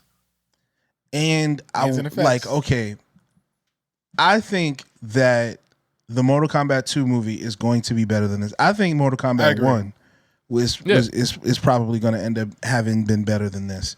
I agree. I can't get over Cody Rhodes' stupid ass fucking hair, and I know that that's what Guile is supposed to look like. Like, it's like game accurate. Yeah. It was never okay, unless it like takes place in the 90s or something like that, or the 80s. It's never going to be okay, and it's just they got a bunch of really bad actors too. You know what I mean? It's not even just that they got a cast of niggas that can't act, like 50 Cent. Cody Rhodes, just listen to what we're trying to, like, what they're promoting here. And I didn't realize until they were all together that, man, this shit is going to be a fucking steaming pile of shit. Like, it absolutely is. And sure, am I going to watch it? Absolutely. But yeah, as you said, fuck Andrew Schultz, right? I'm really not trying to give that nigga any money. But it's just like, I get it, nostalgia, but like this feels like one of those things where like they're playing, like they know that niggas is gonna throw money at anything that's retro, and like it doesn't have to be good. The budget, I don't think this is for sure. I don't think this is gonna do well in the box office. I think this is probably gonna bomb. Really? I think it's gonna do really well off the IP itself, I think that's what they're counting on. Because of everybody that likes the Street Fighter name, right? And this being one of those movies, because they made a Street Fighter movie before, I'm pretty sure, right? 94, yeah, a very long time ago. You know, and it's like it's a whole new day. You know, it's a whole new day, whole new fans. You got competitive fighters for Street Fighting now. Like, it's a whole new, different crowd of people that could come and support this movie, old and new. So I don't know. And like I said, the cast too is like star-studded. Star-studded. Jason Momoa. Yeah. I feel like, bro, like these are not like it's seeing like them all on stage during the Game Awards was kind of nuts. It's people studded. Yeah. For sure. It's like niggas studded. I don't know if I would call that star-studded though. Bro, people are getting paid, like paid. I think Andrew Schultz got $12,000 to be in this movie. Like, I genuinely think. What's that one clip of the nigga talking about Friday? Like, they gave a John Witherspoon. He's like, yeah, we made like $600. He gave us all like $600. Yeah, this shit looks fucking terrible. Like this shit doesn't look like anybody got paid a whole lot. First of all, if you look at some of the costume design, the shit looks like it came from Party City. Like honestly, bro, like the shit looks terrible, bro. Are you guys ready? Rest in peace, for who the director of this film is? Go ahead. M. Night Shyamalan. No, it's you're not gonna know by the name, but Kitao Sakurai. Okay. Right? Name means nothing, but he is the director, writer, and executive producer of the Eric Andre Show from 2012 to 2023. Oh man. He is the director. He directed 5 episodes of Dave. He directed 4 episodes of the Twisted Metal TV show. God. I know it was the episode where Anthony Mackie got touched. He's a director and writer of Bad Trip, the Eric Andre movie, where it was like a live reaction comedy thing the whole time with what's his name? That black dude they were just putting in everything at that one time, that one moment. Lil something. Nah, Lil Rel Howery. Yeah, Lakeith Stanfield. Like same niggas. Those are the same niggas for sure. Both L's. So yeah, not necessarily the most serious. Yeah. But he was in Dogma. Hey. As an actor. Listen, I'm not going to just typecast people, right? He might come up with some shit. There might be something in here that I just want to see stuff that looks really, really cool. That's all I'm looking for in this. That's it. I want to see some really cool. I want to see what the first Hadouken on screen in 2025 is going to look like. I want to see Akuma, who's playing him. Who's the other wrestler that's playing him? Roman Reigns. Roman Reigns. I want to see the Raging Demon. I'll tell you right now. Just guarantee he's gonna spear somebody. For sure. He's gonna spear somebody and Uranagi somebody. I just want to see the Raging Demon. I want to see him just slide over. I want to see the effects on screen. We don't see nothing, but we know whoever's getting hit with the Raging Demon is going to be on the floor dead. I want to see that. That's what I want to see. And I want to see him do it to Andrew Schultz. We'll see, man. Like first minute of the movie. I don't want Andrew Schultz to be in this movie any longer than that. That's it. That I agree. One of the first niggas to die. Sure. Yes. I need him to be one of the first niggas to die. I need him to go. Tragically, I need him to go. But all in all, I'm excited, bro. I really am excited. I want to see. I forgot when it's coming out, but I'm excited to see it. And I do agree with you. 2026. I might have agreed with you more if my Mortal Kombat 2 came out when it was supposed to come out, but being that it got pushed back, I'm kind of nervous. And being with this whole new deal that HBO made, you know, was it with Warner Brothers? Well, Warner Brothers bought, or no, Netflix bought Warner Brothers. Yeah, bought Warner Brothers, or it's still in talks, which means that we could very much have this shit go right to Netflix. This Mortal Kombat movie, which had happened before. It went right to HBO Max because of the pandemic. You know, it wasn't in theaters. Right. So it could very much be a repeat of that, where that shit just goes right to the... I'd hate that, though, because I really would want to see a movie like that in theaters.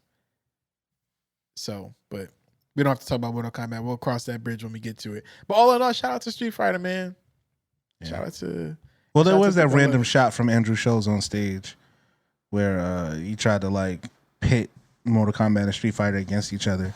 He went and said, "Oh yeah, we got the people from Mortal Kombat to come." Sure. Yeah. And then he's like, "No, they would never come. They don't care about you." Blah blah blah. It was very fucking weird. He's a weird nigga, man. Yeah. That's it. All right, man. Shout out to 50 Cent as Balrog, bro. Excited to see. 50. Never played his character in Street Fighter, but excited to see. Fake ass Tyson. Yeah. He probably dies mad quick. That's why he's not with them. Yeah. I would hate that, man. He's just a boxer.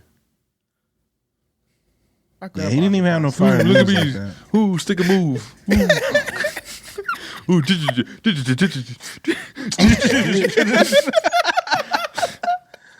Oh my god. Yeah. Buy it from vodka. fuck P Diddy. Get the strap. Yeah. Man, I just want to give a shout out to Nas and DJ Premier for Your creating least favorite album.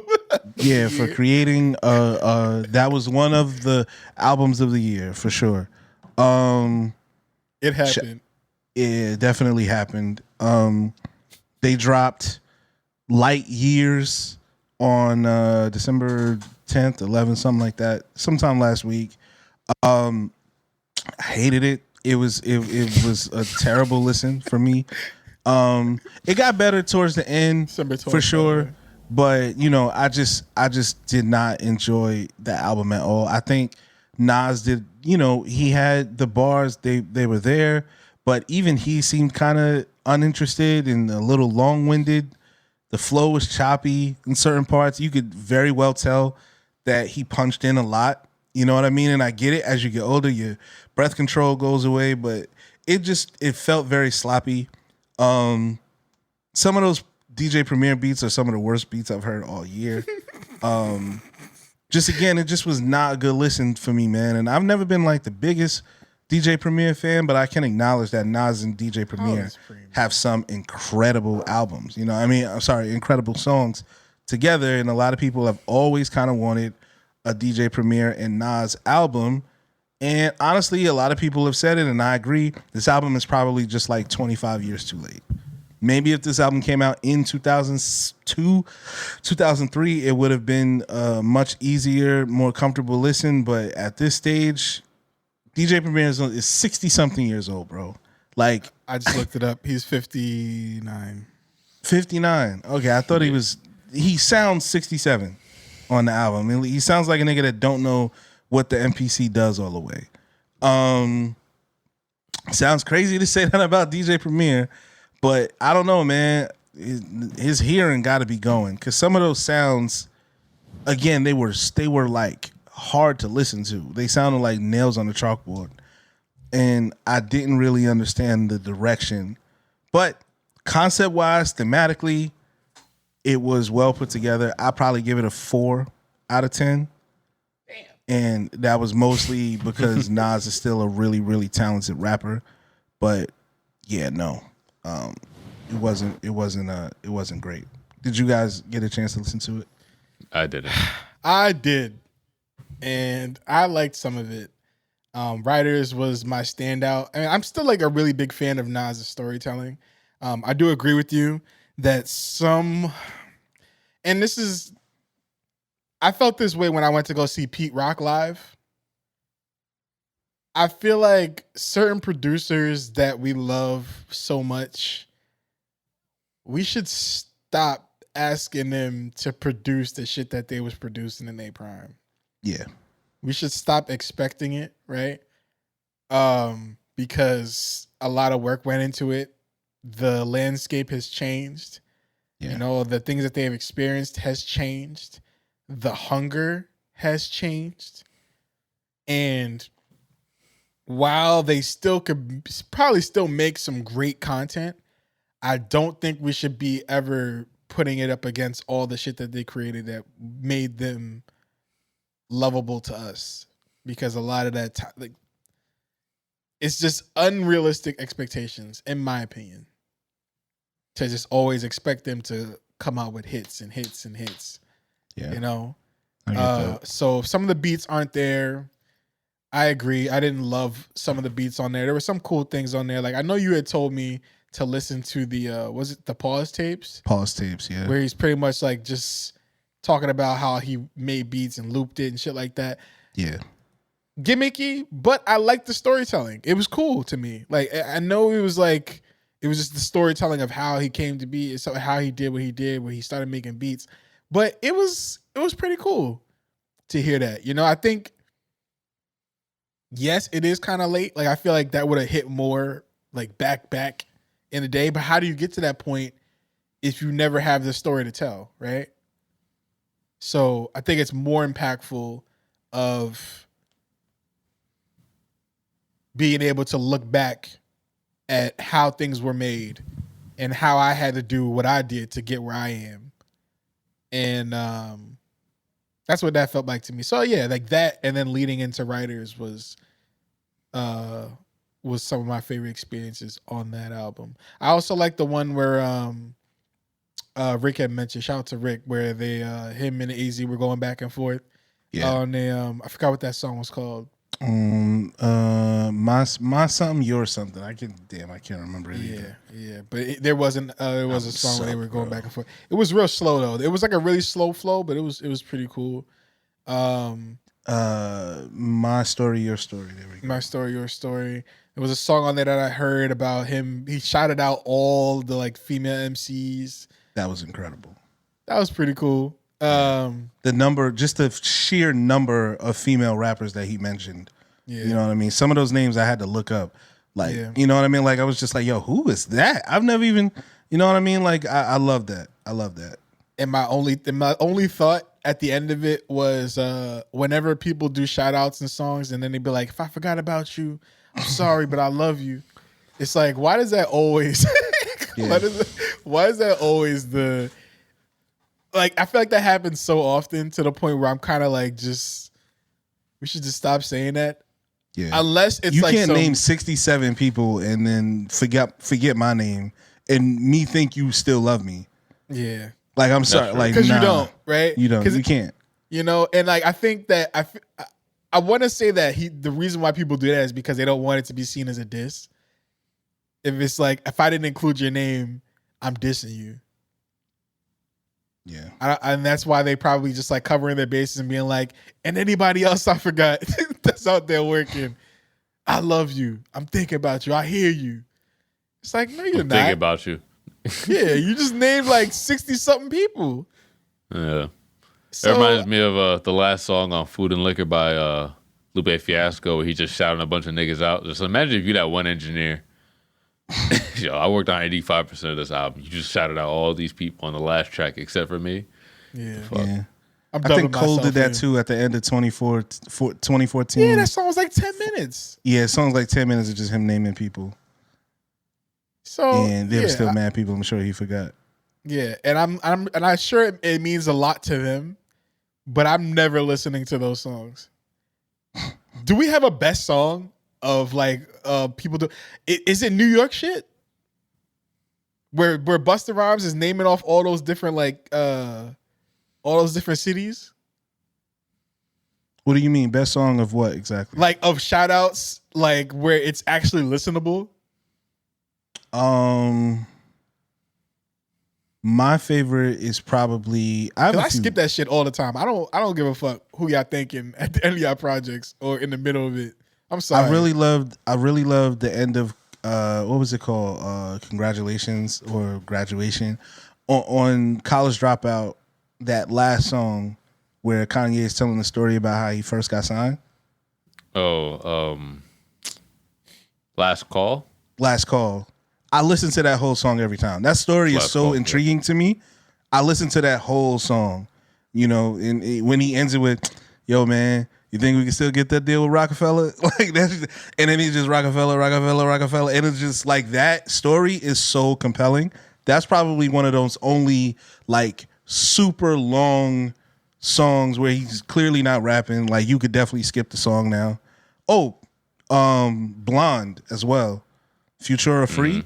Mm. Where he literally says, you could change the song now. You could have changed it a long time ago. it's just like, nah, that's dope, man. I like listening to that shit. So that's one thing. I'm talking specifically about people that are doing shout outs. So you know like New York shit where Busta Rhymes shout out on them cities and shit like that. New Jersey, Philly, blah, blah, blah, blah. Like it's energetic, you know? I can listen to that. I know it's not 10 minutes worth, but still. Like that's one thing, the longest song that you could listen to all the way through and be like, I'm not tired of this. And Future Free is probably on there, and like you said, Last Call is on there, but I'm skipping that Cole shit. You know, what about my first Logic song? Probably Jay-Z? has one. I'm skipping that shit. Like just certain, I don't know. I just can't. What about my first song by Jay-Z? Tata, Beehive, Colleen, Sha, Lenny S. Dame, what up? He said, Dame, what up? Original Flavor in the house. Biggs, what's up? Emery was there. What up, Emery? Okay, G, what I up, remember G? that one. He did that the OG1. entire song? Cousin Angie.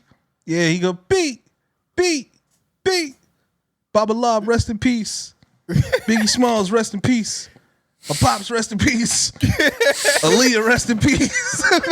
Nigga just freestyle at that point. bro. Yeah, we come.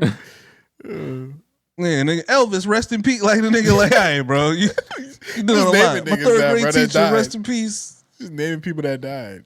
But yeah, I hate all. I of don't those, mind. I'm sorry. I don't mind the monologue. These aren't really shout outs, but like the monologues when they're like themed, like there's a theme amongst the entire album. Like Consequences, what's that fucking album called? Consequence. Good Day. No. Yeah. Don't quit It's your like day job. Don't quit your day job. Yeah.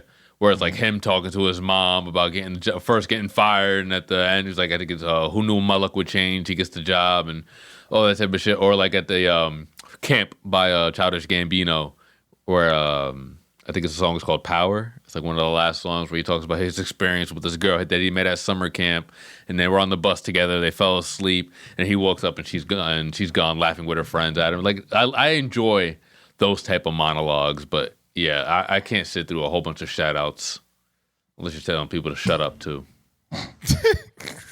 Yeah, I'm sorry. It's the same thing. Mac Miller did a good one too at the end of Divine Feminine with his mother telling the story about how she met. I think that was his mom, right? Of how she met his dad or something like that. I don't know. It was an older woman who was telling the story, which I'm fine with the monologues too. But it's all them shout outs. Or you talking about all these people that I don't know. It's like that's just for you, and that's great. But skip.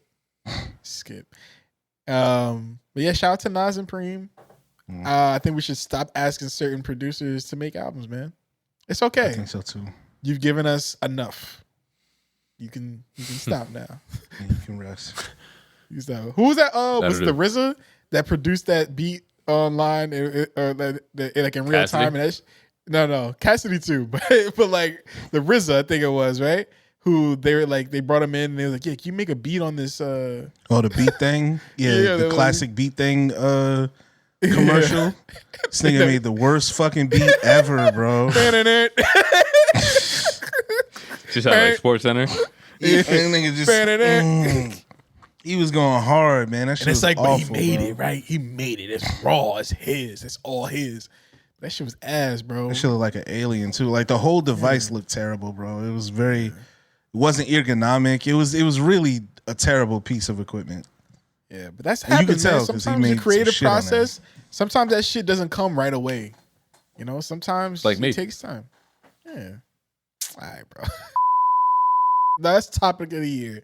Yeah, Last topic of the pod. year for the man who just had the last match of his career, John Cena. A man that, regardless of whether or not you watch wrestling, you definitely have heard the name before. Probably one of the most, next to Hogan, is probably one of the most popular superstars and The Rock in the world. Definitely the face of the WWE for our generation for sure. Maybe not. Yeah, I think Cos for yours too, right?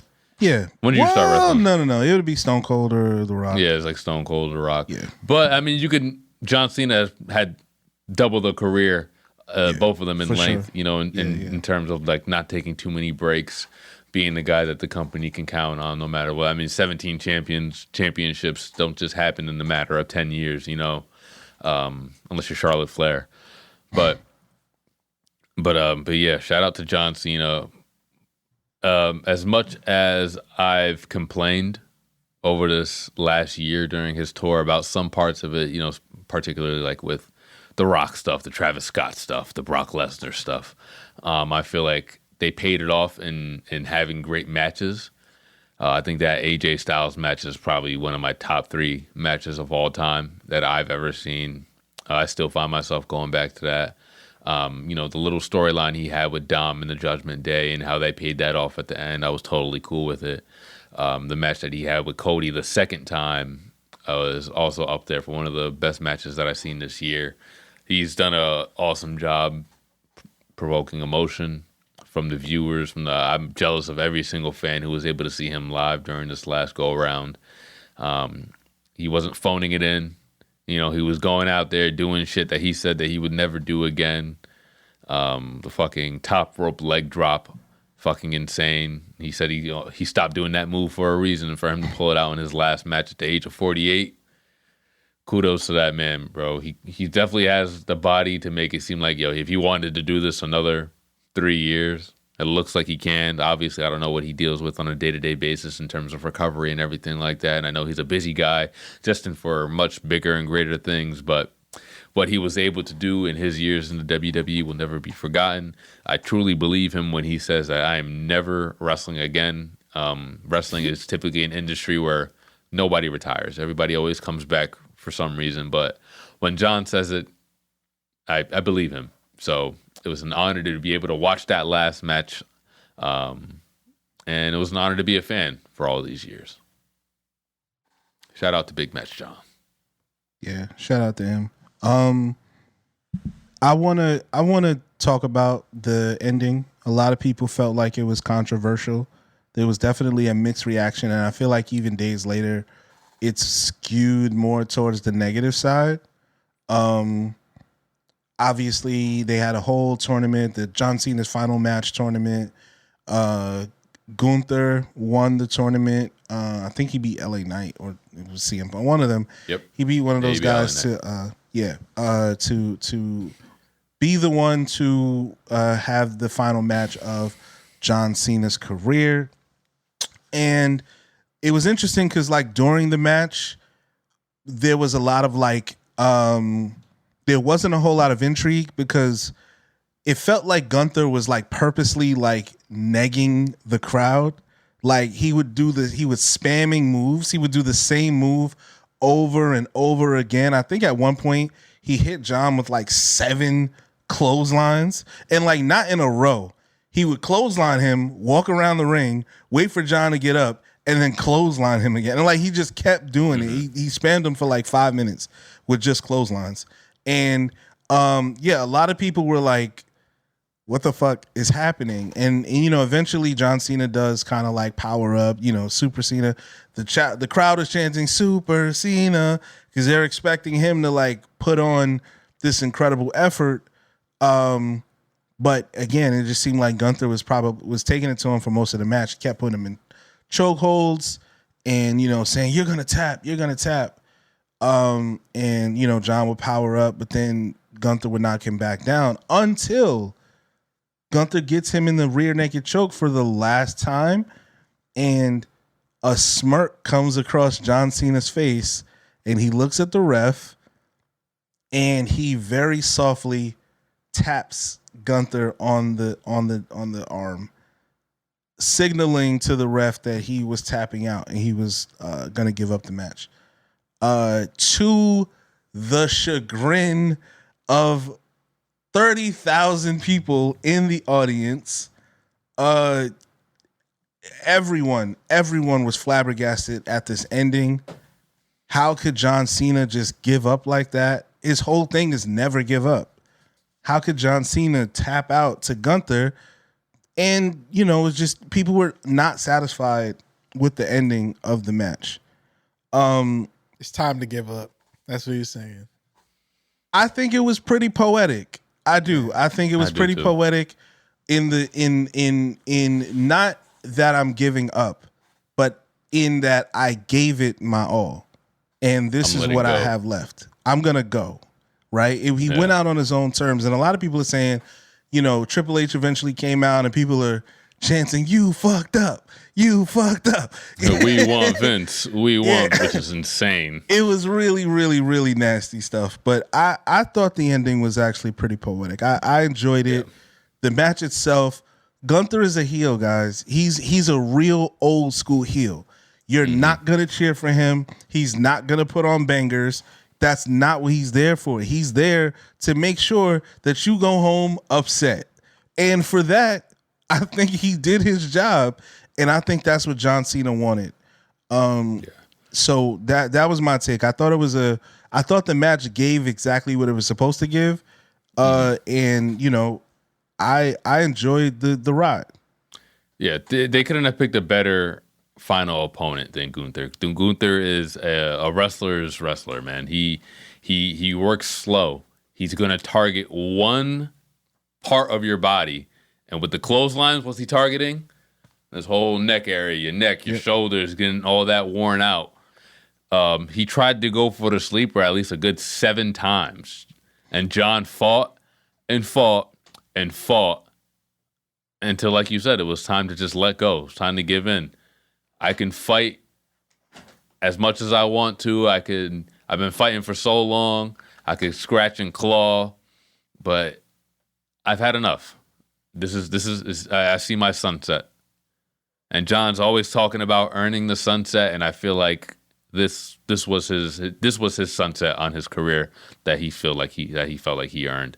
And Gunther is now in a position to garner more heat than any superstar in recent history. We know Dom was a heat magnet at first for what he did to his father Ray, but Gunther, he's set up now to be the next big bag. This is like equivalent to when Brock Lesnar broke the Undertaker streak at WrestleMania. That was the type of reaction, the air being sucked out of the arena. Completely. That was the type of reaction that happened when John Cena tapped.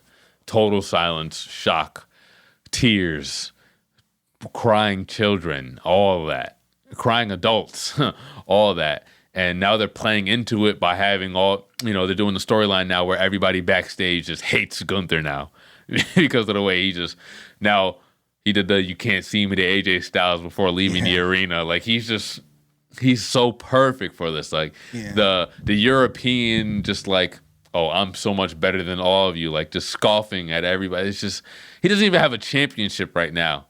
And he has the most heat in the WWE right now. They couldn't have picked a more perfect guy.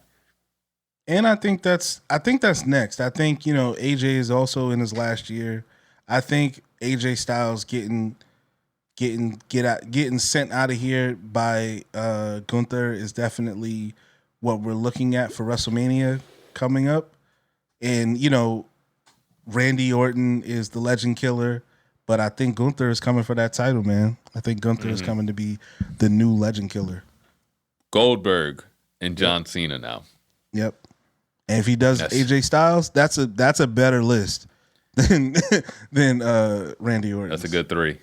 Yeah, that's a hell of a 3.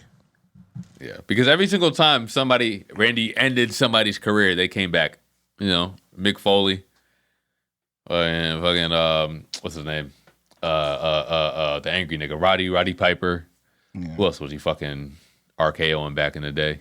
Was that girl Mae Young? Well, she's dead now, but she was a shitty person. Because of Randy Orton. No, don't make that face, T. If you knew all the stuff that she was doing back in the day, you wouldn't feel bad. She was an awful human being. Lesbian too. Oh. Should have led with that. No, I'm just kidding. All right, man. Well, we did the damn thing, y'all. Shout out to us once again. Any last shout outs and shut ups before we play some songs and get the fuck out of here? Man, I just shout out to Knicks, man. Hurry up. Come on. Oh yeah, big shout out to the Knicks. Big shout out to big shout out to the first championship since '73. You know it. You know what I mean? NBA Cup champion, got my shirt New York Knicks. NBA Cup MVP Jalen Brunson. Shout out to Josh Hart for making it weird for everybody. That's my man too. Digging up some booty. Yeah, getting a lot of heat currently as well for being a freaky ass nigga during the most exciting moment of Knicks basketball around Christmas time. So it is what it is, man. It is what it is. But yeah, it was a great game. NBA Cup, man. I think for the Giannis and the Bucks won last year. Lakers and LeBron won the year before. I don't think anybody really considers the NBA Cup a thing. Nigga, I didn't even as some outside looking in, I had never even heard of this shit before. It's only 3 years old. I would have thought that these niggas won the finals, bro. Like the way that people were celebrating. Listen, man. I was like, certain shit happens when the Knicks do it. I bet you next year motherfuckers is interested. I bet you. We set the trends. That's all I'm saying. I hear you. Nigga, Hod posted, now it matters. Now it matters. Now it didn't matter before. Now it does. Got you. Shout out to them, man. Yeah. Got any I mean, my shout outs. Yeah, shout outs. My only shut ups is man, like this country, this administration, like fuck y'all. Just for the we don't politicize this shit for 2025. Fuck y'all. Y'all been on bullshit all year, and it's probably gonna continue into 2026. Friday, supposedly. So this whole week, just know they gonna be on bullshit. They've been on bullshit all week. They're gonna finish out the year on bullshit. So and we ain't here, y'all. Don't expect us to talk about it because this is the last part of the year. So anything that we got to catch up on, any shit that happens, expect it in 2026 because we R.I.P. Robin and Michelle Rayner, legendary directors. I didn't even know who Rob Rayner was when the name came out, but bro, that list of movies that he made, this is Spinal Tap. Legendary, mockumentary. He did When Harry Met Sally. Stand by Me. He did The Princess Bride. He did A Few Good Men. He did Misery. I know him from what's that shit? Wolf of Wall Street. That's the Wolf of Wall Street. The Bucket List. Sleepless in Seattle. The American President. The man he probably has one of the coldest filmographies in the world. And he and his wife came to a tragic end over this last week or so. Just under terrible circumstances. Is that true though? They're saying that the his son, his son. His son's like 30 though. He's not a kid. Well, I mean, it's their kid. That's what I mean. Like, just it's kind of crazy though. Your son killing you. And they made a movie together about his son, about the son. Like his life story and his struggles and shit like that. Really? I didn't know. Well, somebody's gonna make another movie about him now. Part 2. It's not gonna be. It's not gonna be. Being Charlie. Yeah. Do I want to start with some hate? Yeah. Or you want to end with hate for the year? Depends on how you want to leave. No, I'm gonna start with hate. This isn't really a shut up, but a shut out or a shut down. Shut down Trendell's fantasy season. Oh yeah. A couple weeks ago, we didn't get a chance to talk about it. He was fighting for the last spot in the playoffs. Unfortunately, he had to see a real demon in the last game of the season. What a terrible time to not perform, bro. Yeah, I was without 5 of my starters, and it wasn't even close. You handed that shit to me on a platter, bro. And it was not even close. Pat Mahomes got 6 points, bro. A season low. Yeah. When I maybe got hurt the next week. And they out of the. I'm glad they out. I'm glad they gone, bro. Damn. Go home, sit on the couch. Did you hear the whole thing about his ACL getting torn right after that? No. Okay. Well, like, I didn't watch. It was the next week. It wasn't the week that Trendell lost. Oh, okay. So Trendell did go into the losers bracket of the playoffs, but he did win, so he can still become the winner of the losers again. That's what he was last year. But we'll see. Sounds about right. You had the worst record in the league, but you won the consolation tournament in the postseason. Oh. Joy. So he's looking to go back to back, and same as me. Shout out Tory. I see him this week. I played him earlier this year. Busted his ass, but it's a new week. It's a new postseason now. Tory's a problem, man. You're a problem, bro. We'll see, man. We'll see. He tried to start another war with me, but I don't do wars in the postseason, man. I believe in the fantasy gods, and they definitely know how to humble a nigga. So I'm gonna stay quiet. What's your prediction for the end? You think Brent gonna take it? If I beat Tory, I think it's between me and Kevin. I think Brent has a lot of holes in his team, but Kevin does also have to deal with Patrick Mahomes being out. Rashee Rice is one of his best players. So if they can get some good quarterback play in Kansas City still, then he might be all right. But I think if I can get I think it's between me and Tory, honestly. I've never been too high on Brent's team. I think Brent's team has a bunch of secondary players on there. But we'll see. I mean, he had a bye week. He's first place in the league. He had a bye week last week, and on his bye week, he only put up 114. Yeah. It's alarming. Everybody healthy. Listen, man, I do want to give another shout out to, like, first of all, you. Oh, I'm sorry, I didn't do my shout out. Okay, yeah, go ahead. Yeah. I did a shutdown. Shout out to my team, Jeeter. Not my team, fantasy team, but shout out to the Jeeter team, man. We had a great week last week. It's good, man. Shout out to Jeter, bro. and don't forget, I love Jeter. I'm not doing it right now. It's 12:15. But shout out to Tory, man. First time in the league, taking it by storm. I hope that even if he does not win this year, still what a great year. Beginners luck for him being in this league. He's been in some pretty terrible leagues where people have been cheating. But I'm sure this is probably his favorite league now, and I'm sure he will be back. I definitely will be back. Dame, congrats to you for taking me out. I definitely whooped that ass earlier in the season, but you definitely gave it right back to me. You turned it around. When it mattered the most.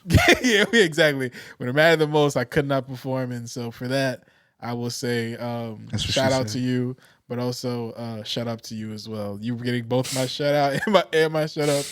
And I hope that Tory, because he's playing Claire Obscure right now, he has even though you played early in the year and you beat one of the bosses, you beat a lot of the bosses. You pretty much beat every 100%. boss. Yeah, you did all that shit. I did 100% it. Yeah. Oh no, I didn't. I didn't get all the music and shit. But it's all right. It's all I'm about in the new terms game. of I'm about the story, new game plus it though. Yeah, and then you could do the new because they dropped some DLC for that too. So you could do that as well. But shout out to you playing the game. But Tory does get the recency bias because he's playing Claire Obscure for the first time ever. So I did give him some luck for the league, because he did appease, and if Had was in the league still, rest in peace to his fantasy career. If he was in the league, I'd still be doing the same to him. Even though he did say he played Claire Obscure and he fucking hates it and he stopped playing, but he did say after the Game Awards that he would keep playing again. And we realized that he hates it because it's a latency issue. So it was in fact a skill issue because it was laggy, and so he couldn't get the parries off the right way. But I think if he invests more time in it, then he could, because he's streaming it. He ain't buy that shit. He's streaming it. So facts. Yeah, a lot of people are hate playing it right now. This game won Game of the Awards, but I'm trying it now, and this shit. I'm seeing a lot of that. A lot of hate play right now, and I guess it's because people can just stream it, and they're not really having to pay for it. So it's a skill issue, man. It's a skill issue, but hey. The winners win. So that's all I got, man. I ain't got nothing else. I guess my other shout out goes to us in 2026, man. Yo, brands, reach out. Feel me? Y'all seen Ha's ass last episode? Yo, come. We show Sydney Sweeney how to do a fucking jean ad, nigga. Bring that shit in here. Yeah, Levi's. What's your favorite type of jeans, Ha? Yo, come on, man. You shop at the Gap? What you want, nigga? We gonna get you a jean ad, bro. We gonna show y'all how to do that shit. It's never gonna happen again, bro. It is, bro, because you put the glasses back on. That's what it is. Yeah, that's the when Fashion Nova men come knocking at your door. Yeah, feel me? Fashion Over men with fashion. They make some good jeans, bro. Yeah, they do. I ain't mad at that. Yeah, we're introducing these slim jeans that really accentuate the cheeks. Bro. Brands, hit us up, man. We want to work with y'all. You feel me? Because as you seen in the beginning of this episode, we're really good at branding and we're really good at making your brand pop. We got phrases, we got we got iconic faces. We can do everything. We can all dance. Had was in a dance squad when he was younger, so he has a history of dancing. You know what I'm saying? So we all have we're very multifaceted. So hit us up. And we'll work with you early on in the year. We mean that. I love FanDuel. I love Prize Picks. Yeah. And not for nothing, Target hit me with a nice check. We bring Target back 2026. I'm gonna do something real crazy. And I'm a flip it. I'm be like, we boycotting Target? Why? That's gonna be. Jesus. That's it right there. That's it. Still, that's the whole brand right there. But no, I'm just kidding, y'all. I'm not.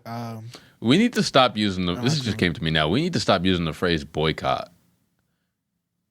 As it loses steam, you think? No, boy cotton. Like, come on, bro. Like, it's right there. It's too close. It's too close to the let's roots. start girl cotton. No, just get rid of cotton. Just got it. Just caught it. You need to caught it.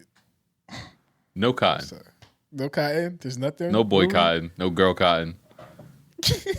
Oh yeah, cotton. Oh yeah, cotton. You talking about? Oh, I just peeped what you talking about. Yeah. Oh, boy cotton.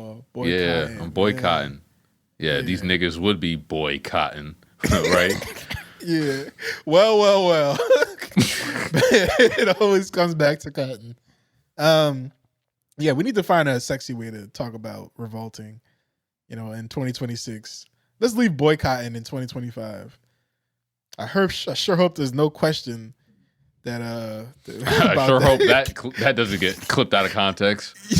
Yeah.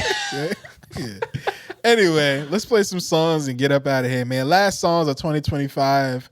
Wicked Radio, as y'all know, we play some music to leave y'all with for your listening experience, what we might be listening to right now, and just for y'all to catch up on, right? So, Dame, what you got, man?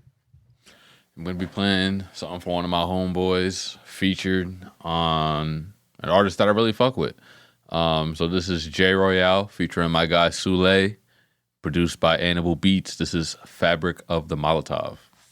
So everything count. I'm just saying for whatever that sport No, is that's exactly when it comes to this. And that's how niggas take two it. sides. Yeah, That's how niggas take think about it like it. This is determining how you make your name, nigga. You know what I mean? Every drug on the table, these niggas sniffing shit we probably sold. Shoot his brother, then I might reload. The VVS is in the Cuban link and shining, trying to blind these hoes. The bag on me like an IV pole. We really used to rob niggas for the work. He looking down at the scope. Then sell it to their own block and have it drowning with coke. The new connect could bring a pound on a boat. We spin chicken, no Ben Simmons. We really had the towns in a choke. I never had the dick rider get a meal ticket. Cause when you get it out the mud, it really feels different. Take a rapper, break him gladly in half. You know my body like anatomy class. So what we doing, nigga? Used to get my bitch upset by designer bags. Turn his block to trick or treat, now let me find a mask. The razor blade to come and swipe a gash. Eat his whole plate. Then I'm dipping that, that's a dine and dash. Niggas should know it's your local areas. Hey, word spoken is potent, there's no comparing this. The whip got the sunroof open with taupe interior. Micah Mary the shoes, these dudes look inferior. The Coochie sweater commission, still plot on the jokes. Get booked like the Dewey Decimal System, you ain't emo. We apes with a trait H-Stilo, so I don't like to have to say shit twice like Brave Dino. This how it ought to be, top tier superiority. They calling me, but I don't answer to authority. My new shit, turn all corned beef in the roof, Chris. Here, you either the fool, the dude with the toothpick. Believe what you will, this rap shit is deeper than skill. The huntsman, we only eat what we kill. So look alive, they checking for the vibe we provide. And got it lit like where the Molotov would collide, nigga. Yeah. That was Royale, my man Sule, Animal Beats, Fabric of the Molotov. Word. So I'm also playing, let's keep it in the Griselda range. Sule fuck with Griselda, right? Black he's Supreme more or less Griselda, but yeah. Word. Conway the Machine dropped a new project this week as well. You Can't Kill God with Bullets. I'm playing his record with Herbo. It's kind of long. You can cut it. But this record is called New Devils. Just put the finger up when you're ready.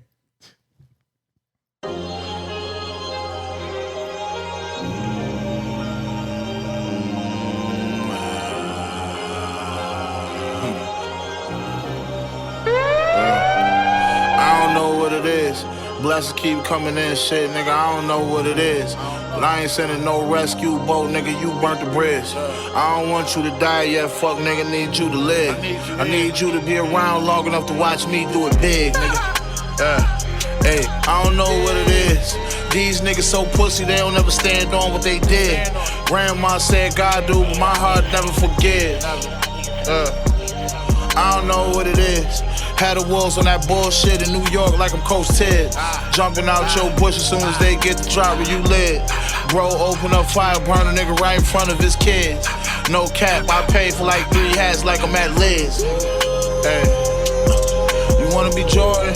Might gotta punch a teammate in the face, that shit important. I wanna win more than niggas, you see how I'm recording. Hopping out the AMG, Louis V10 is more than your mortgage, nigga. Hey. Talk to him. Flawless.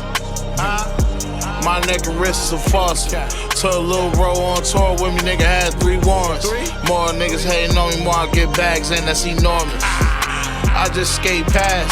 Cartier crash, my little bitch straight bad. I slap on that fake ass. My goons are straight spaz. Now who you wanna make mad? Respect is everything. We G checking everything. Y'all on that Magic Johnson shit. Y'all let the fake pass. Me, I'm quick to straight crash out like fuck my brake pads. But now my time consumed with getting this money. Y'all planted me a seed, now mine's is blooming.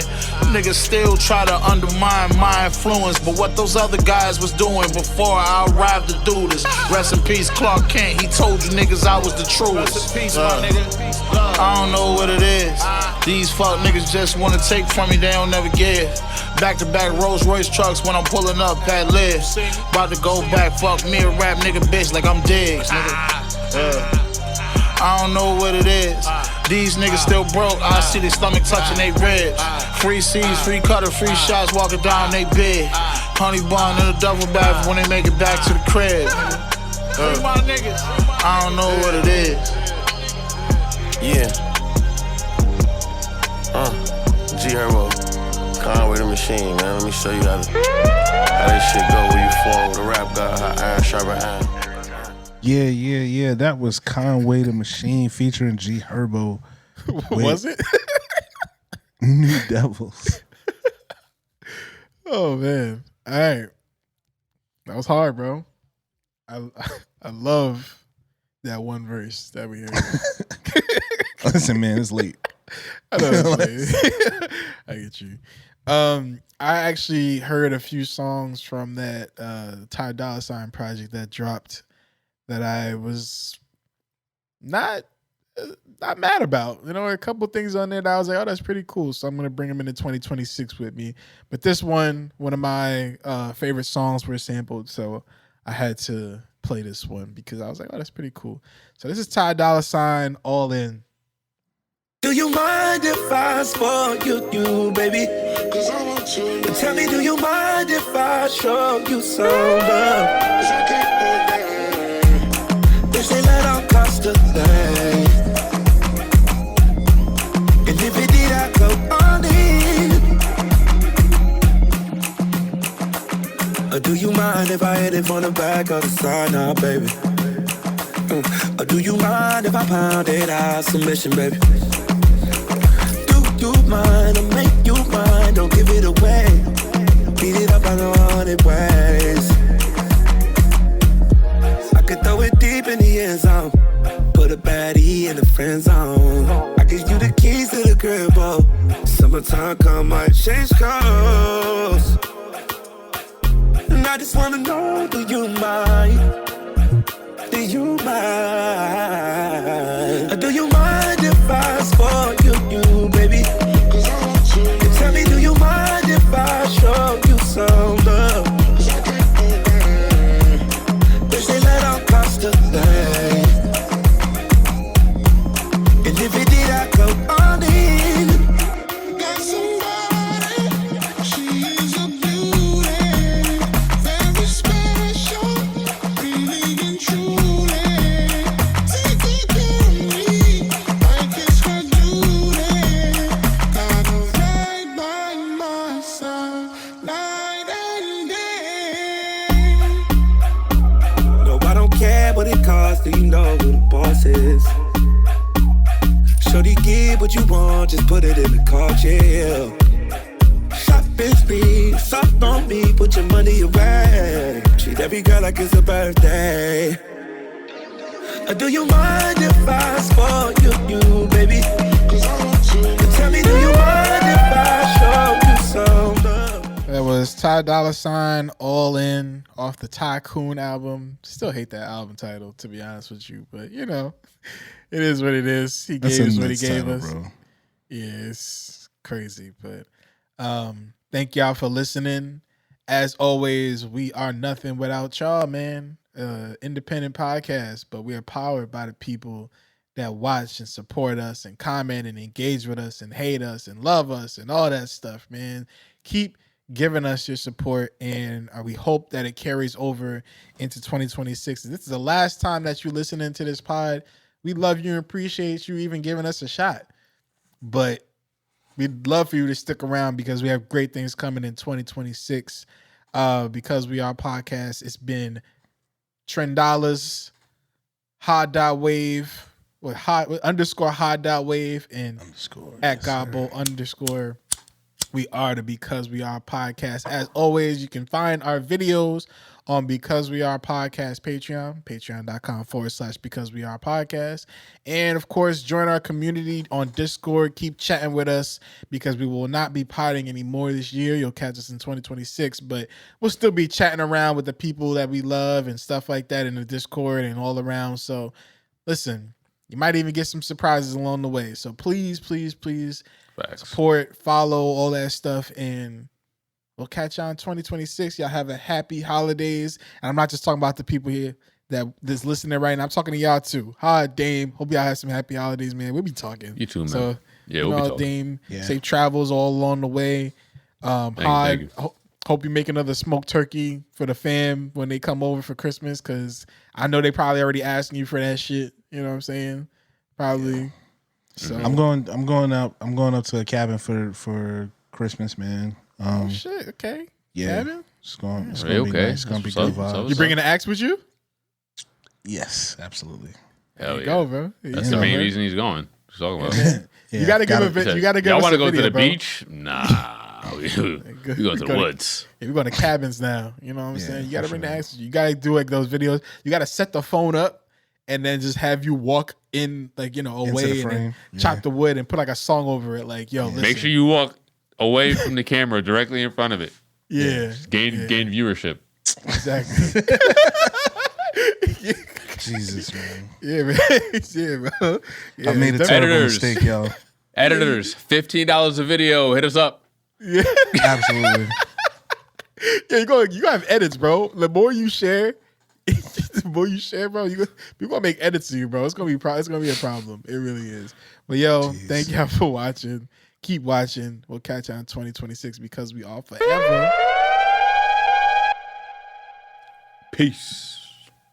Last piece of the year.